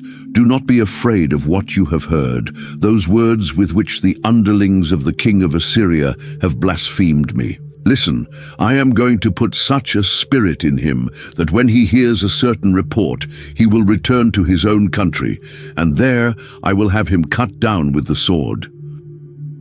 This divine promise must have brought enormous relief to Hezekiah. God had heard his prayer and responded through the prophet, assuring him that the Assyrians would not succeed, and that Sennacherib himself would meet a violent end.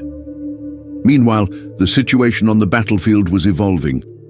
The Assyrian commander returned to Sennacherib and found him fighting against the city of Libnah, having left Lachish. News arrived that Tirhakah, king of Cush, Ethiopia, was marching out to engage the Assyrians.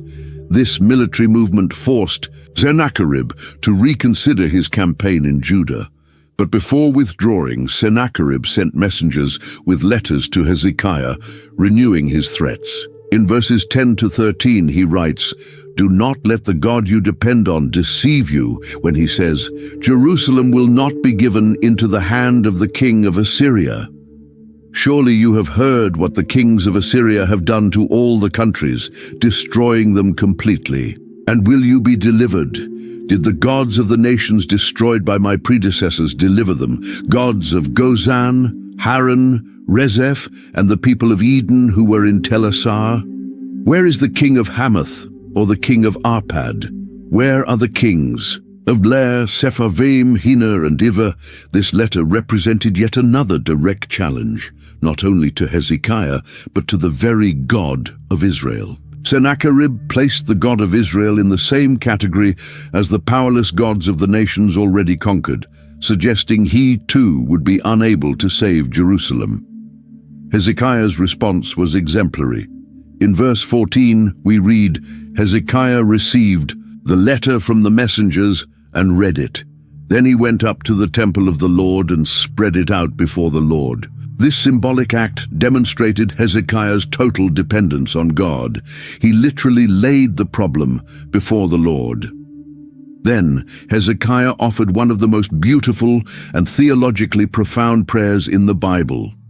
In verses 15 to 19 he prayed, and Hezekiah prayed to the Lord, "Lord, the God of Israel, enthroned between the cherubim, you alone are God over all the kingdoms of the earth. You have made heaven and earth. Give ear, Lord, and hear. Open your eyes, Lord, and see. Listen to the words Sennacherib has sent to ridicule the living God. It is true, Lord, that the Assyrian kings have laid waste these nations and their lands. They have thrown their gods into the fire and destroyed them, for they were not gods, but only wood and stone, fashioned by human hands. Now, Lord our God, deliver us from his hand, so that all the kingdoms of the earth may know that you alone, Lord our God." This prayer reveals Hezekiah's mature faith. He acknowledged the true nature of God as the sole creator and Lord over all the earth. He admitted the reality of the Assyrian conquests, and even agreed that the other gods couldn't save their nations, but he clarified that it was because they were not true gods, only idols made by human hands. The answer to Hezekiah's prayer came swiftly through the prophet Isaiah. In verse 20 we read, "Then Isaiah son of Amoz sent a message to Hezekiah. This is what the Lord, the God of Israel, says. I have heard your prayer concerning Sennacherib, king of Assyria." Isaiah then delivered a lengthy divine message in which God mocked Sennacherib's arrogance and affirmed his sovereignty over all nations, including Assyria. In verses 21 to 28, God speaks of Jerusalem, personified as the daughter of Zion, mocking Sennacherib. "Who is it you have ridiculed and blasphemed? Against whom have you raised your voice and lifted your eyes in pride? Against the Holy One of Israel?" God confronts Sennacherib's pride. He boasted of his military conquests as though they were achieved by his own power alone. But in verses 25 and 26, the Lord declares, "Have you not heard? Long ago I ordained it. In days of old I planned it. Now I have brought it to pass. Their people, drained of power, are dismayed and put to shame. They are like plants in the field, like tender green shoots, like grass sprouting on the roof, scorched before it grows up." God makes it clear to the Assyrian king that all his victories occurred only because God allowed them. Sennacherib was merely an instrument in the hands of the divine, used to fulfill greater purposes. Then, in verses 29 to 31, God gives a sign to Hezekiah and the people of Judah.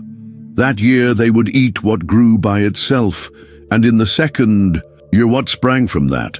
Only in the third year would they sow and reap, plant vineyards, and eat their fruit. This sign promised not just immediate survival, but the eventual restoration of normal life, when the people would once again work their land in peace. The divine promise concludes in verses 32 to 34 with a specific guarantee of Jerusalem's deliverance. Therefore, this is what the Lord says concerning the king of Assyria. He will not enter this city or shoot an arrow here. He will not come before it with shield or build a siege ramp against it. By the way that he came, he will return. He will not enter this city, declares the Lord.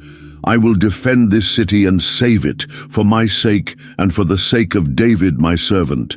The promise was clear and decisive. Jerusalem would be spared. Not a single Assyrian soldier would enter the city. No arrow would be shot, no siege ramp would be built. God would protect Jerusalem, not because of the people's merit, but to uphold his own honor and fulfill his promise to David. Then came the miraculous fulfillment of that promise. In verse 35, we read, "That night the angel of the Lord went out and put to death 185,000 in the Assyrian camp. When the people got up the next morning, there were all the dead bodies." This extraordinary event completely changed the situation. In a single night, without any battle, the mighty Assyrian army was decimated. 185,000 soldiers died, not by human swords, but by the angel of the Lord, an invisible agent of divine judgment. Some theories suggest a plague or disease may have spread quickly through the camp, but the biblical text clearly attributes the event to God's direct intervention. Sennacherib's response was immediate. In verse 36 we read, "So Sennacherib, king of Assyria, broke camp and withdrew. He returned to Nineveh and stayed there. The great conqueror, who had subdued so many nations and boasted of his power, was forced to retreat in humiliation without ever having captured Jerusalem. Sennacherib's end was as tragic as his defeat before Jerusalem." Verse 37 tells us, "One day, while he was worshipping in the temple of his god Nisroch, his sons Adramelech and Sharezer killed him with the sword, and they escaped to the land of Ararat. And Esarhaddon his son succeeded him as king. His death at the hands of his own sons fulfilled Isaiah's earlier prophecy. I will put a spirit in him. He will return to his own country, and there I will have him cut down with the sword." 2 Kings 19:7. The powerful king who had threatened so many nations did not die in glorious battle, but was treacherously assassinated while worshipping his false god. The miraculous deliverance of Jerusalem remained in the memory of Judah's people for generations. This divine intervention showed God's care for those who trust in him, and the futility of relying on human strength, no matter how powerful it may seem. Shortly after the victory over Assyria, a new crisis arose, this time affecting King Hezekiah personally. In chapter 20, verse 1, we read, "In those days Hezekiah became ill and was at the point of death. The prophet Isaiah, son of Amoz, went to him and said, 'This is what the Lord says, put your house in order, because you are going to die. You will not recover.'" This news must have been devastating for Hezekiah. He had just experienced a major spiritual and military victory, leading his people through one of the most critical crises in their history. Now, at the height of his leadership, he was told he was about to die. Hezekiah's response was immediate and emotional. In verse 2, we read that Hezekiah turned his face to the wall and prayed to the Lord. This posture reflects both his privacy and the intensity with which he sought God. His prayer was brief but sincere. "Remember, Lord, how I have walked before you faithfully and with wholehearted devotion, and have done what is good in your eyes." Verse 3. After this, Hezekiah wept bitterly. The king's prayer touched God's heart. Before Isaiah had even left the central courtyard of the palace, the Lord instructed him to return with a new message. In verses 5 and 6, God said, "Go back and tell Hezekiah, the ruler of my people, this is what the Lord, the God of your father David says. I have heard your prayer and seen your tears. I will heal you. On the third day from now, you will go up to the temple of the Lord. I will add 15 years to your life, and I will deliver you and this city from the hand of the king of Assyria. I will defend this city for my sake and for the sake of my servant David." This response shows God's compassion and his willingness to hear sincere prayers. He didn't just promise healing, but a specific extension of life, 15 more years, and continued protection of Jerusalem from Assyria. To confirm this promise, God offered a miraculous sign. Isaiah asked Hezekiah, "What shall be the sign? That the Lord will heal you? Shall the shadow go forward 10 steps, or shall it go back 10 steps?" Verse 9. This likely referred to some kind of sundial or staircase that measured time by the position of a shadow. Hezekiah replied, "It's a simple matter for the shadow to go forward 10 steps. Rather have it go back 10 steps. His choice reflected wisdom, as it would be far more remarkable to see time literally go backward than forward, which happens naturally as the day progresses. In verse 11, we see this miraculous sign fulfilled. Then the prophet Isaiah called on the Lord, and the Lord made the shadow go back the 10 steps it had gone down on the stairway of Ahaz. This extraordinary miracle confirmed God's promise and strengthened Hezekiah's faith in his recovery. The specific method of healing is also mentioned. In verse 7, Isaiah said, "Prepare a poultice of figs." When they did and applied it to the boil, Hezekiah recovered. It's interesting to note that God used a natural remedy, the fig poultice, together with his supernatural intervention. Both medicine and miracle had a role in the healing process. This episode in Hezekiah's life reveals several important spiritual truths: God's willingness to hear sincere prayer, the possibility that his decrees can be altered in response to such prayer, and his compassion for those who serve him faithfully. It also highlights Hezekiah's humility. Though a powerful king, he did not hesitate to cry out to God in his distress. The news of Hezekiah's illness and miraculous recovery spread beyond the borders of Judah. In verse 12 we read, "At that time Marduk-Baladan, son of Baladan, king of Babylon, sent letters and a gift to Hezekiah because he had heard of Hezekiah's illness and recovery." This diplomatic contact from Babylon was significant for several reasons.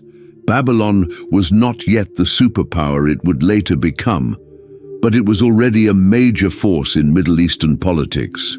At that time, Babylon was trying to strengthen its position against Assyria by seeking potential allies who shared its interest in weakening Assyrian power. For Hezekiah, receiving this delegation must have been deeply gratifying. After years of being threatened and humiliated by Assyria, he was now recognized and courted by another important power. It was a sign that his standing in the international arena had improved significantly. Unfortunately, Hezekiah failed to discern the true motives behind this diplomatic mission. The Babylonian envoys were likely more interested in assessing Judah's wealth and military resources than expressing sympathy over the king's recovery. Naively, Hezekiah gave them full access to his kingdom. In verse 13, we read, "Hezekiah received the envoys and showed them all that was in his storehouses, the silver, the gold, the spices, and the fine olive oil, his armory and everything found among his treasures. There was nothing in his palace or in all his kingdom that Hezekiah did not show them." This was a serious diplomatic blunder. By revealing all his resources, Hezekiah exposed both his wealth and his potential military vulnerabilities.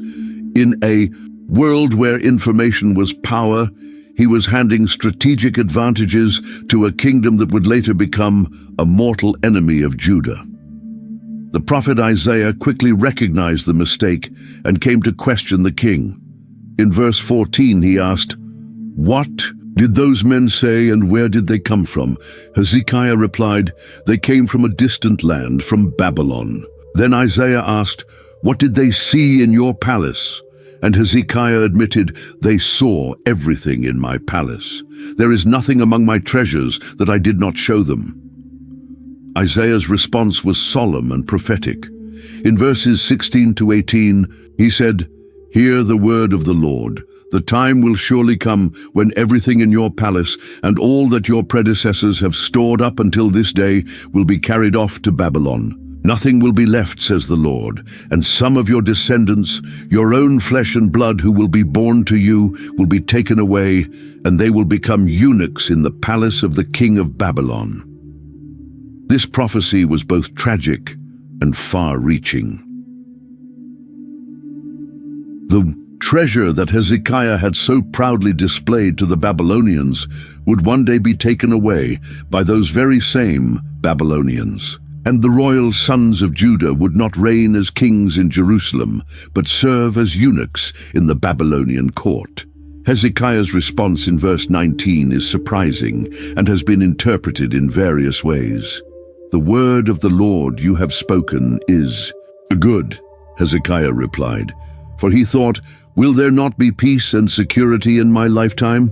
Some view this response as callous selfishness, Hezekiah caring little for what would happen after his death, so long as he could enjoy peace during his own life. Others interpret his words as a humble acceptance of divine judgment, acknowledging that the sentence could have been far worse and might have fallen on him personally. Whatever the correct interpretation, it is clear that Hezekiah accepted the prophetic word without protest. This final episode reveals an important facet of human nature. Even the best leaders are prone to lapses in judgment. Hezekiah, who had demonstrated great faith and courage in the face of the Assyrian threat, now appeared naive and perhaps even prideful in the face of Babylonian flattery. The Bible presents its heroes in full view, without hiding their flaws, reminding us that even the great men and women of faith are in the end still human. Isaiah's prophecy of the Babylonian captivity would begin to be fulfilled about a century later, when Nebuchadnezzar took the first captives from Judah to Babylon. Among them was Daniel and his friends, young men of royal lineage who served in the Babylonian court, just as Isaiah had foretold. When Hezekiah died, after completing the 15 additional years that God had granted him, his son Manasseh ascended the throne. Unfortunately, Manasseh did not follow in his father's footsteps. He reversed many of Hezekiah's religious reforms and led Judah back into idolatry, deepening the cycle of revival and regression that marked the kingdom's history. Yet Hezekiah's reign remains one of the high points in Judah's story, a time of spiritual renewal, political independence, and divine protection that showed what was possible when a king and his people wholeheartedly chose to walk in the ways of the Lord. After the faithful king Hezekiah's death, his son Manasseh took the throne of Judah. In 2 Kings 21, we see that he was very young when he began to reign. Manasseh was 12 years old when he became king, and he reigned in Jerusalem 55 years. 2 Kings 21:1. This long reign of over half a century would be marked by a dreadful reversal of the reforms his father had made. Unlike Hezekiah, who had served God with all his heart, Manasseh chose an entirely different path. Verse 2 leaves no doubt about his conduct. He did evil in the eyes of the Lord, following the detestable practices of the nations the Lord had driven out before the Israelites. Manasseh not only ignored his father's good example, he actively worked to undo everything Hezekiah had accomplished. Verse 3 describes his actions. He rebuilt the high places his father Hezekiah had destroyed. He also erected altars to Baal and made an Asherah pole, as Ahab, king of Israel, had done. He bowed down to all the starry hosts and worshipped them. But the young king didn't stop at building pagan altars in the high places outside the city. He brought idolatry into the sacred temple itself. In verses 4 and 5 we read, "He built altars in the temple of the Lord, of which the Lord had said, 'In Jerusalem I will put my name.' In the 2 courts of the temple of the Lord he built altars to all the starry hosts." His religious practices became increasingly extreme and abominable. Verse 6 reveals he sacrificed his own son in the fire, practiced divination, sought omens, and consulted mediums and spiritists. He did much evil in the eyes of the Lord, arousing his anger. To complete his desecration of the temple, Manasseh placed an idol in the sanctuary itself. Verse 7 records this sacrilegious act. He took the carved Asherah pole he had made and put it in the temple, of which the Lord had said to David and to his son Solomon, "In this temple and in Jerusalem, which I have chosen out of all the tribes of Israel, I will put my name forever." All of these actions represented a complete rejection of the covenant God had made with Israel. Manasseh's idolatry was not just a religious issue, it struck at the very foundations of Judah's national identity as God's chosen people. On top of all this, Manasseh became known for his cruelty. In verse 16, we read, "Moreover, Manasseh also shed so much innocent blood that he filled Jerusalem from end to end, besides the sin that he had caused Judah to commit, so that they did evil in the eyes of the Lord." The phrase, "shed innocent blood," likely refers to the persecution and execution of God's faithful worshippers, including prophets who opposed his practices. An ancient Jewish tradition, not recorded in the Bible, claims that the prophet Isaiah was killed during this period, sawn in two on Manasseh's orders. God's response to these abominations came through his prophets, whose words are recorded in verses 10-15. The Lord declared that because of Manasseh's sins, he would bring upon Jerusalem and Judah a disaster so severe that it would make the ears of everyone who hears of it tingle. God promised to wipe Jerusalem as one wipes a dish, wiping it and turning it upside down. Manasseh's actions sealed Judah's fate. Even though later kings would try to bring reform, the spiritual damage caused by this long reign of apostasy proved irreversible. Verse 9 summarizes the impact of his influence. Manasseh led them astray, so that they did more evil than the nations the Lord had destroyed before the Israelites. The book of 2 Kings does not mention Manasseh's repentance, but this part of the story is told in 2 Chronicles. In chapter 33 of that book, we see that the consequences of Manasseh's sins came swiftly. Verse 11 states, "So the Lord brought against them the army commanders of the king of Assyria, who took Manasseh prisoner, put a hook in his nose, bound him with bronze shackles, and took him to Babylon." This humiliating capture marked a turning point in Manasseh's life. Taken as a prisoner to Babylon, at the time under Assyrian control, he finally faced the consequences of his rebellion against God. The hooks mentioned in the text likely refer to metal rings inserted into the noses or lips of prisoners, by which they were led with ropes, a typical Assyrian method for humiliating conquered kings. In the depths of his suffering, Manasseh finally turned to the God he had abandoned. Verse 12 describes this change of heart. In his distress, he sought the favor of the Lord his God and humbled himself greatly before the God of his ancestors. Surprisingly, the Lord heard his prayer. Verse 13 recounts, "And when he prayed, to him the Lord was moved by his entreaty and listened to his plea. So he brought him back to Jerusalem and to his kingdom. Then Manasseh knew that the Lord is God." Restored to his throne in Jerusalem, Manasseh tried to undo some of the harm he had caused. He removed the foreign gods and the idol from the temple. tore down the altars he had built and restored the altar of the Lord, offering fellowship and thanksgiving sacrifices. Verse 16 reports, "Then he restored the altar of the Lord and sacrificed fellowship offerings and thank offerings on it, and told Judah to serve the Lord, the God of Israel." However, despite these late efforts, the spiritual damage had already been done. Verse 17 notes, "The people, however, continued to sacrifice at the high places, but only to the Lord their God." When Manasseh died, his son Amon became king and quickly returned to the path of idolatry. In 2 Kings 21:20-21, we read, "He did evil in the eyes of the Lord, as his father Manasseh had done. He followed completely the ways of his father, worshipping the idols his father had worshipped and bowing down to them." Amon's reign was short, only 2 years, before he was assassinated by his own officials. Manasseh's repentance, though sincere, came too late to change the course he had set for his kingdom. His long reign of wickedness had shaped a generation of idolaters, and the brief reform at the end of his life was not enough to reverse that influence. The story of Manasseh shows that while God is always willing to forgive a repentant sinner, the consequences of our actions often remain. The personal forgiveness Manasseh received did not erase the national judgment his leadership had brought upon Judah.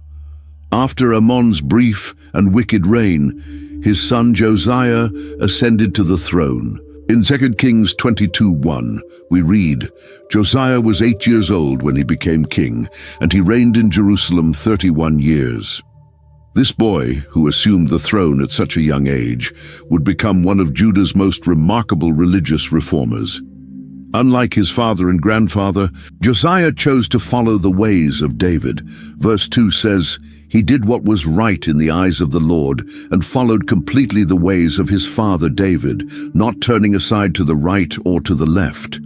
In the 18th year of his reign, when Josiah was 26, he initiated a temple renovation that had been neglected during the previous reigns. In verses 3-7, we see that he sent his secretary Shaphan to the temple to oversee the repairs, using the money that had been collected for this purpose. During the restoration work, something extraordinary was discovered. Verse 8 reports, "Hilkiah, the high priest, said to Shaphan the secretary, 'I have found the book of the law in the temple of the Lord.' He gave it to Shaphan, who read it. This book of the law was likely a copy of the Pentateuch, the first 5 books of the Bible, or at least the book of Deuteronomy. During the long years of apostasy under Manasseh and Amon, God's law had been so neglected that even this foundational document had been lost in the temple. When Shaphan returned to the king, he gave a report on the repairs, and then said, 'Hilkiah, the priest, has given me a book.' Shaphan read it aloud to the king. Josiah's reaction was dramatic. In verse 11 we read, "When the king heard the words of the book of the law, he tore his robes." This act of tearing one's clothes was a cultural expression of extreme grief and distress. Josiah was horrified to realize how far his people had strayed from God's commandments. Immediately, the king ordered his officials to inquire of the Lord about what the book meant for them. "Go and inquire of the Lord for me and for the people and for all Judah about what is written in this book that has been found. Great is the Lord's anger that burns against us, because those who have gone before us have not obeyed the words of this book. They have not acted in accordance with all that is written there concerning us." The officials went to consult the prophetess Huldah, who lived in Jerusalem.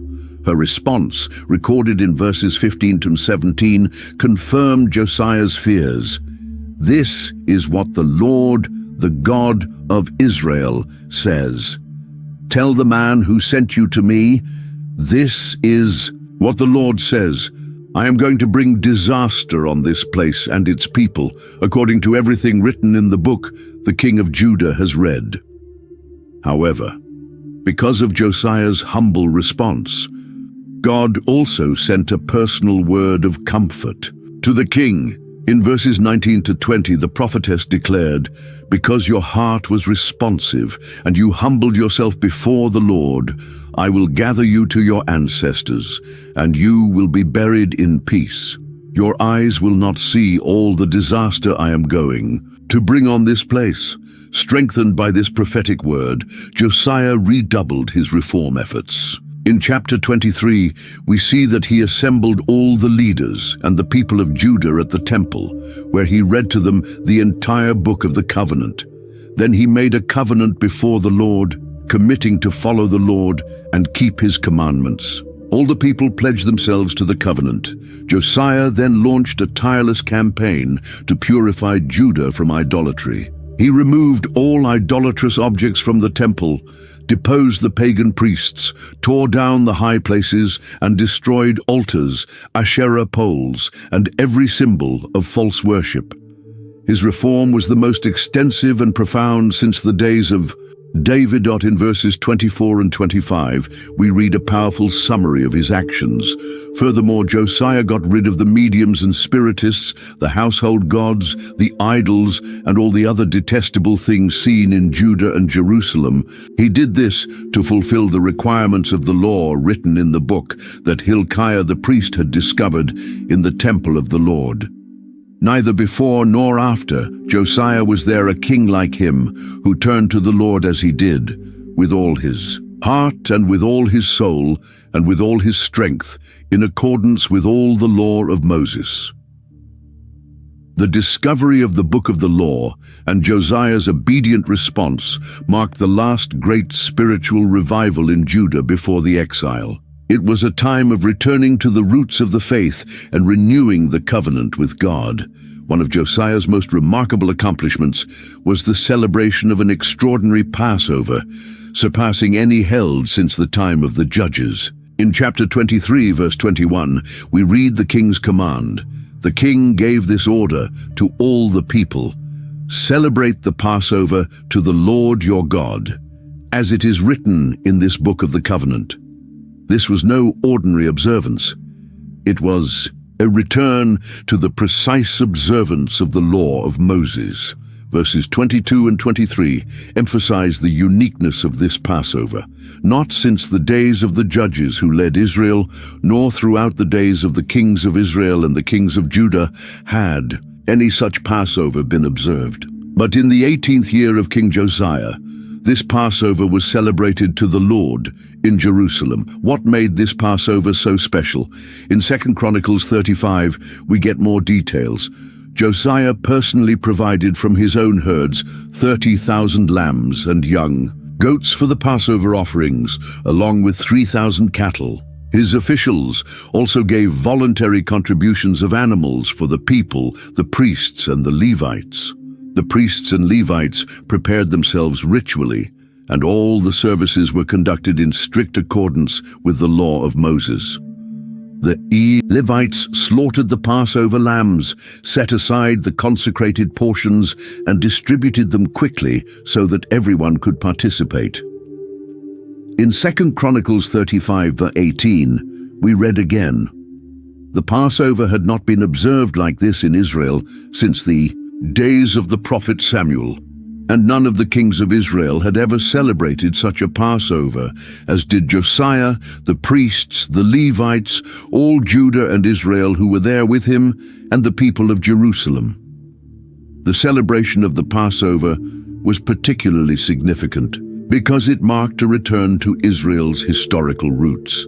Passover commemorated the deliverance of the people from slavery in Egypt, the founding event of their national identity. By restoring this celebration in all its purity, Josiah was reminding the people of who they truly were, the chosen people of God, rescued from bondage to serve him. This extraordinary Passover also represented a renewal of the covenant between God and his people. By participating in this ancient ritual, the people reaffirmed their commitment to God's commandments and their identity as his special people.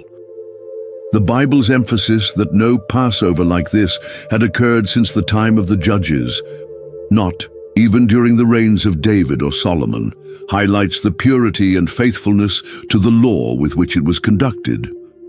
Josiah did not improvise or modernize the ritual. He meticulously followed the original instructions given by Moses. Sadly, despite this return to faithfulness under Josiah's leadership, the hearts of the people of Judah were not truly changed. In 2 Kings 23:26-27, we read, "Nevertheless, the Lord did not turn away from the heat of his fierce anger, which burned against Judah because of all that Manasseh had done to arouse his anger.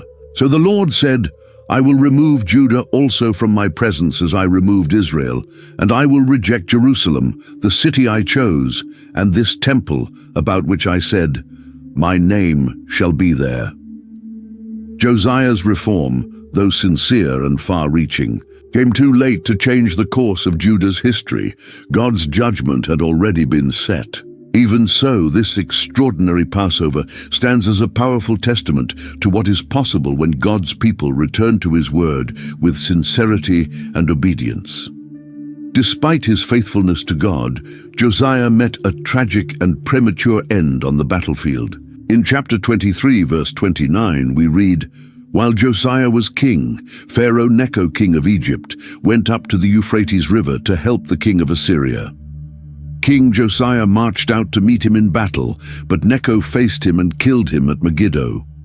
This brief passage conceals a more complex story. The broader historical context was the decline of the Assyrian Empire and the rise of Babylon. The Assyrian king was under attack by the Babylonians, and Pharaoh Necho was marching to assist him. This Egyptian-Assyrian alliance was not in Judah's interest, as the nation had long suffered under Assyrian oppression. Josiah decided to intercept the Egyptian army at Megiddo, a strategically located city in a narrow pass where the Carmel Mountains meet the hills of Galilee. It was a natural choke point on the main route connecting Egypt to Mesopotamia. In 2 Chronicles 35, we get more detail about this fatal encounter. Pharaoh Necho sent messengers to Josiah saying, "What have I to do with you, king of Judah? I'm not coming against you at this time, but against the house with which I am at war.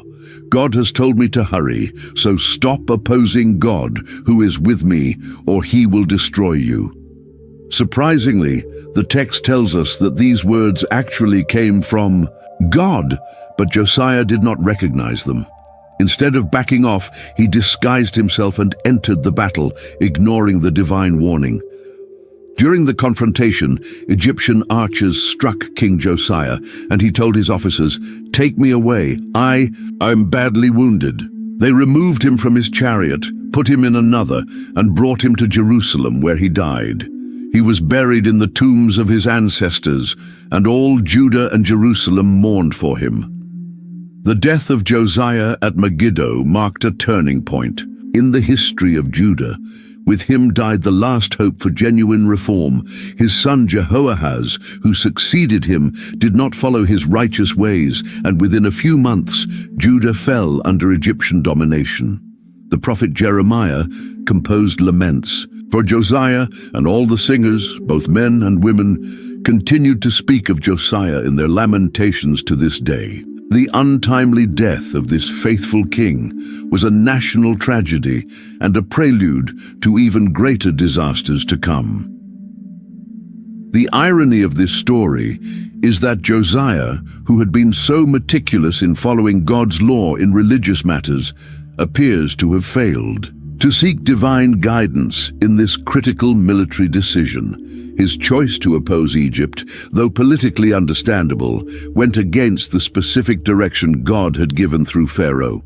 His death serves as a sobering reminder that even God's most faithful servants are not immune to lapses in judgment with tragic consequences. After Josiah's death, Judah entered a period of rapid decline under kings who were little more than puppets of foreign powers. The first of these was Jehoahaz, Josiah's son. In 2 Kings 23:31 we read, "Jehoahaz was 23 years old when he became king, and he reigned in Jerusalem for 3 months. His reign was as short as it was unrighteous, for he did evil in the eyes of the Lord, just as his ancestors had done. Jehoahaz's control over Judah ended swiftly when Pharaoh Necho captured him and took him to Egypt, where he later died. Verse 33 reports, Pharaoh Necho put him in chains at Riblah in the land of Hamath, so that he might not reign in Jerusalem, and imposed on Judah a levy of 100 talents of silver and a talent of gold. To replace him, Necho installed another of Josiah's sons on the throne, changing his name from Eliakim to Jehoiakim, a symbolic gesture of Pharaoh's authority over the new king. Verse 35 shows how subservient Jehoiakim was to Egypt. Jehoiakim paid Pharaoh Necho the silver and gold he demanded. In order to do so, he taxed the land and exacted the silver and gold from the people of the land according to their wealth. Jehoiakim reigned for 11 years, and like his brother, he did evil in the eyes of the Lord, just as his ancestors had done. During his reign, the regional power structure shifted dramatically. In chapter 24, verse 1, we see Nebuchadnezzar, king of Babylon, came up, and Jehoiakim became his vassal for 3 years. But then he changed his mind and rebelled against Nebuchadnezzar. This rebellion proved to be a fatal mistake. Nebuchadnezzar sent raiding bands from Babylon, Aram, Moab, and Ammon to destroy Judah, just as the Lord had foretold through his prophets. After Jehoiakim's death, his son Jehoiakim, also called Jeconiah, became king. In verse 8 we read, Jehoiakim was 18 years old when he became king, and he reigned in Jerusalem for 3 months. His short reign coincided with the Babylonian siege of Jerusalem. Soon after, he surrendered to Nebuchadnezzar, who took him captive to Babylon along with the queen mother, his officials, and many of Judah's nobles and skilled artisans. The last king of Judah was Zedekiah, Jehoiakim's uncle, whom Nebuchadnezzar placed on the throne as a vassal. Verse 18 says, Zedekiah was 21 years old when he became king, and he reigned in Jerusalem for 11 years. Like his predecessors, he did evil in the eyes of the Lord, just as Jehoiakim had done. Despite his position as Babylon's vassal, Zedekiah eventually gave in to political pressure to rebel.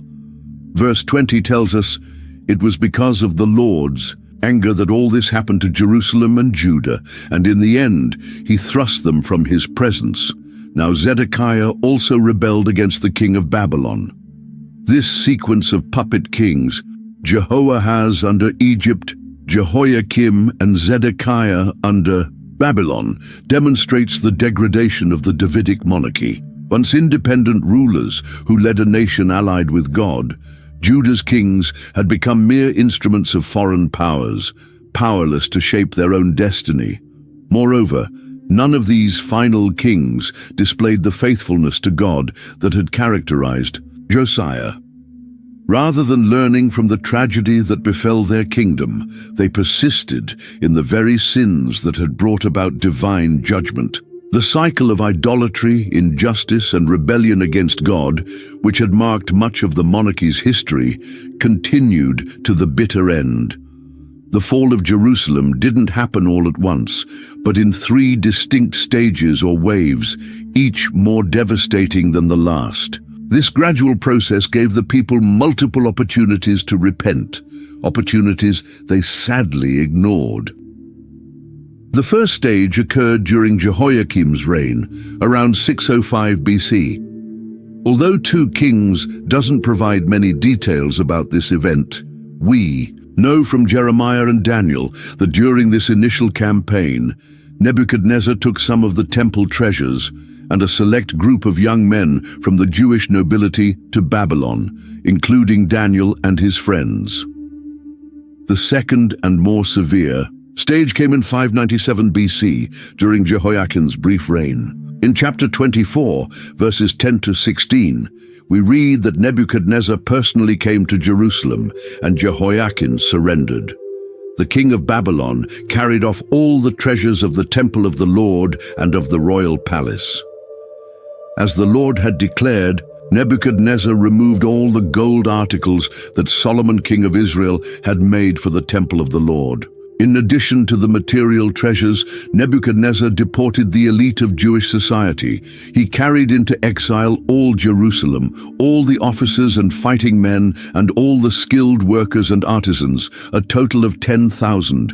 Only the poorest people of the land were left. King Jehoiakim, the queen mother, his wives, his officials, and the leading men of the land were all taken captive from Judah to Babylon. Also taken were 7,000 soldiers and 1,000 craftsmen and artisans, all strong and capable for war. This mass deportation left Judah critically weakened, deprived of leadership and technical skills. The only ones left were the poorest people of the land, who were scarcely able to mount any meaningful resistance. The third and most devastating stage took place in 586 BC after Zedekiah's rebellion. In chapter 25, we read that Nebuchadnezzar returned with his entire army and laid siege to Jerusalem. In verse 1, the text gives us the exact date. So in the 9th year of Zedekiah's reign, on the 10th day of the 10th month, Nebuchadnezzar, a king of Babylon, marched against Jerusalem with his whole army. He encamped outside the city and built siege ramps all around it. The siege was long and terrible. In verses 2 and 3 we read, "The city was kept under siege until the 11th year of King Zedekiah. By the 9th day of the 4th month, the famine in the city had become so severe that there was no food for the people to eat." This means the siege lasted roughly a year and a half, during which the hunger inside the city became unbearable. Eventually, the city fell. A breach was made in the wall, and all the soldiers fled by night through the gate between the two walls near the king's garden, even though the city was surrounded by the Babylonians. They fled toward the Arabah, but the Babylonian army pursued the king and overtook him in the plains of Jericho. All his soldiers deserted him. Zedekiah's punishment was brutal. In chapter 25, verse 7, we see the horrifying fate of Judah's last king. They killed the sons of Zedekiah before his eyes. Then they put out his eyes, bound him with bronze shackles, and took him to Babylon. This punishment was typical of Babylonian cruelty, calculated and deliberate. Forcing Zedekiah to witness the execution of his sons ensured that his last sight would be the most horrifying imaginable. Then, by blinding him, the Babylonians ensured that this nightmare would be seared permanently into his memory, never to be replaced by any new image. With the king captured, all organized resistance came to an end, and the Babylonians were free to complete Jerusalem's destruction. In verse 8 we read, "On the 7th day of the 5th month, in the 19th year of Nebuchadnezzar, king of Babylon, Nebuzaradan, commander of the imperial guard and official of the king of Babylon, came to Jerusalem. Nebuzaradan oversaw the complete destruction of the city." In verses 9 and 10, we see the extent of the devastation. He set fire to the temple of the Lord, the royal palace, and all the houses of Jerusalem. Every important building he burned down.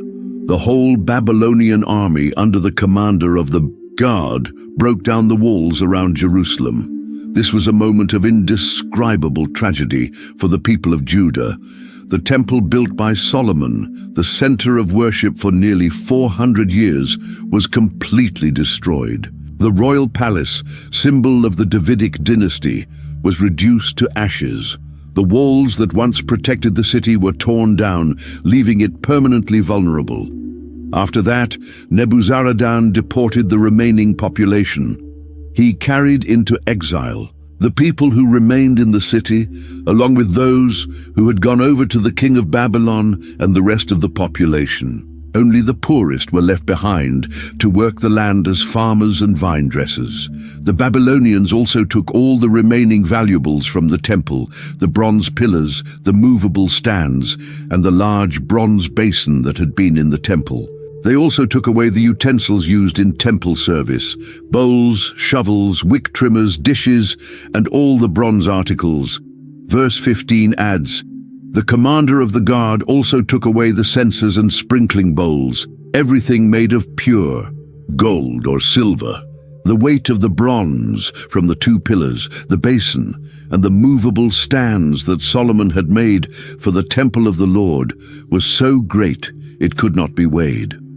Each pillar was about 8.5 meters tall, and its capital was decorated with a network of interwoven chains and pomegranates, all of bronze. The second pillar was identical to the first. The Babylonians also executed the remaining leaders of Judah. Nebuzaradan arrested Seraiah the chief priest, Zephaniah the second priest, and the 3 doorkeepers.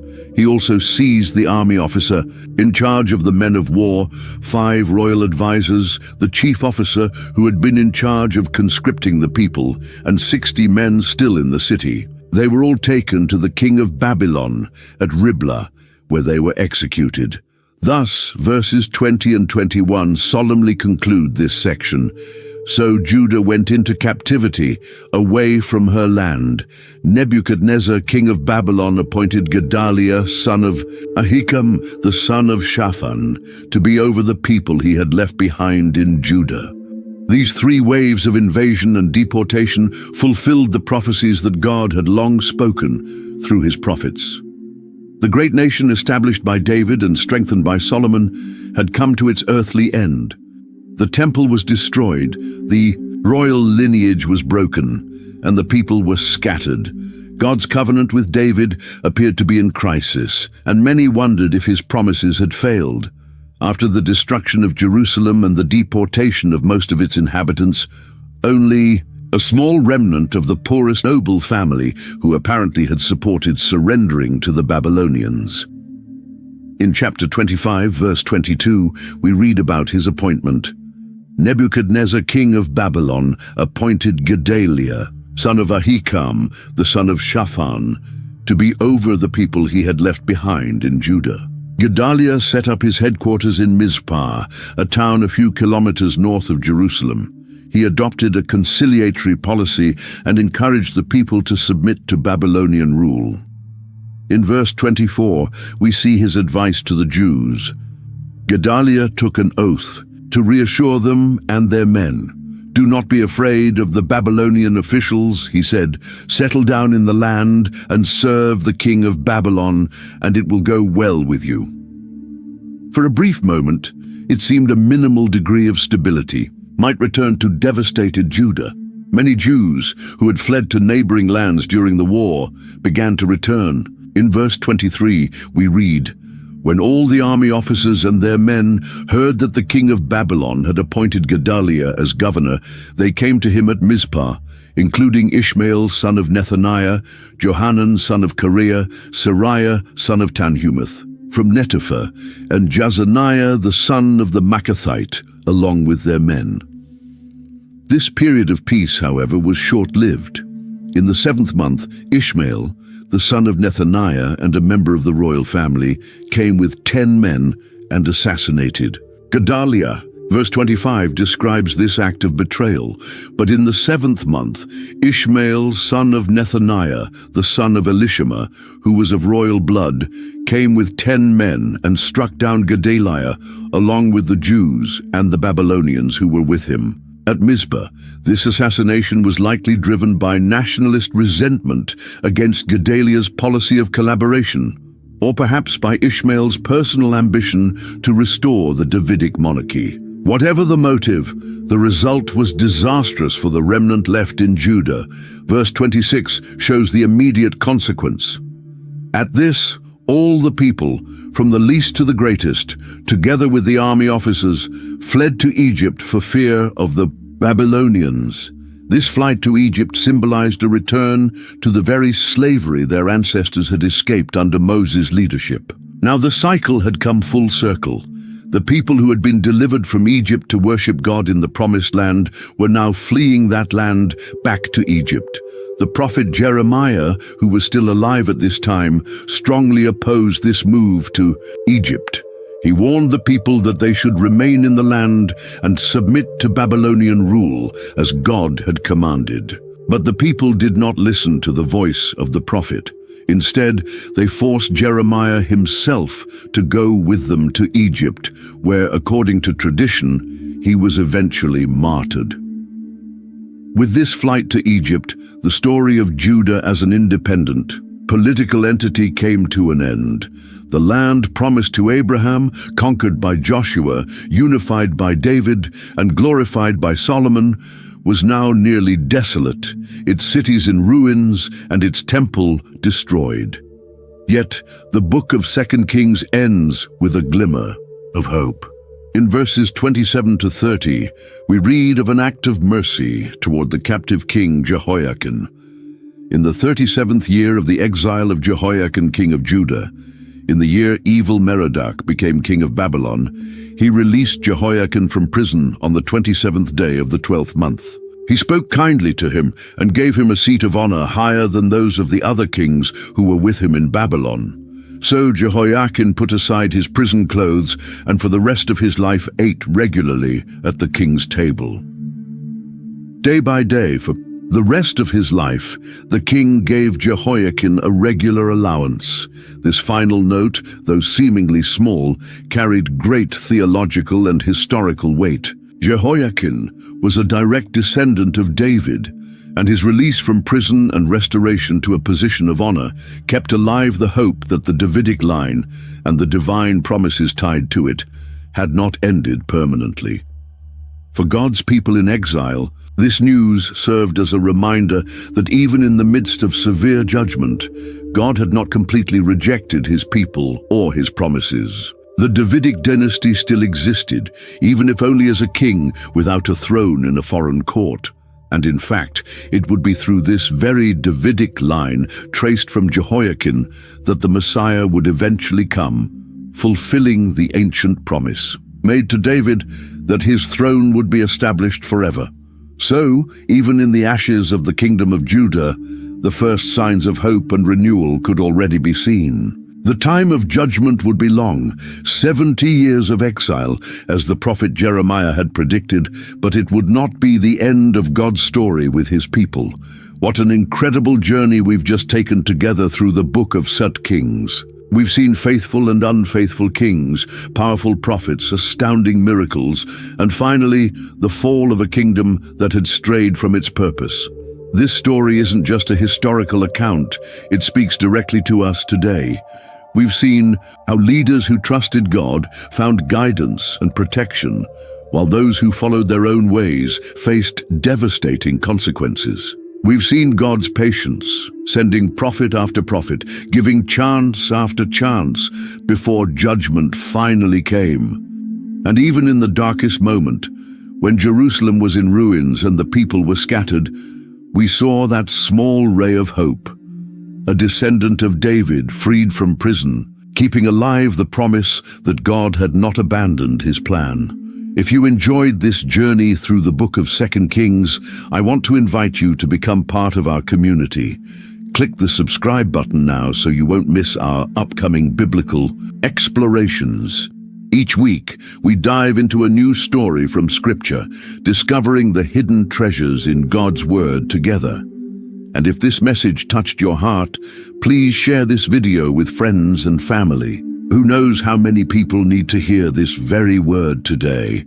Your share could be the tool God uses to bring hope to someone in need. Thank you so much for being with me today. I'll see you in the next video for another amazing adventure through the pages of the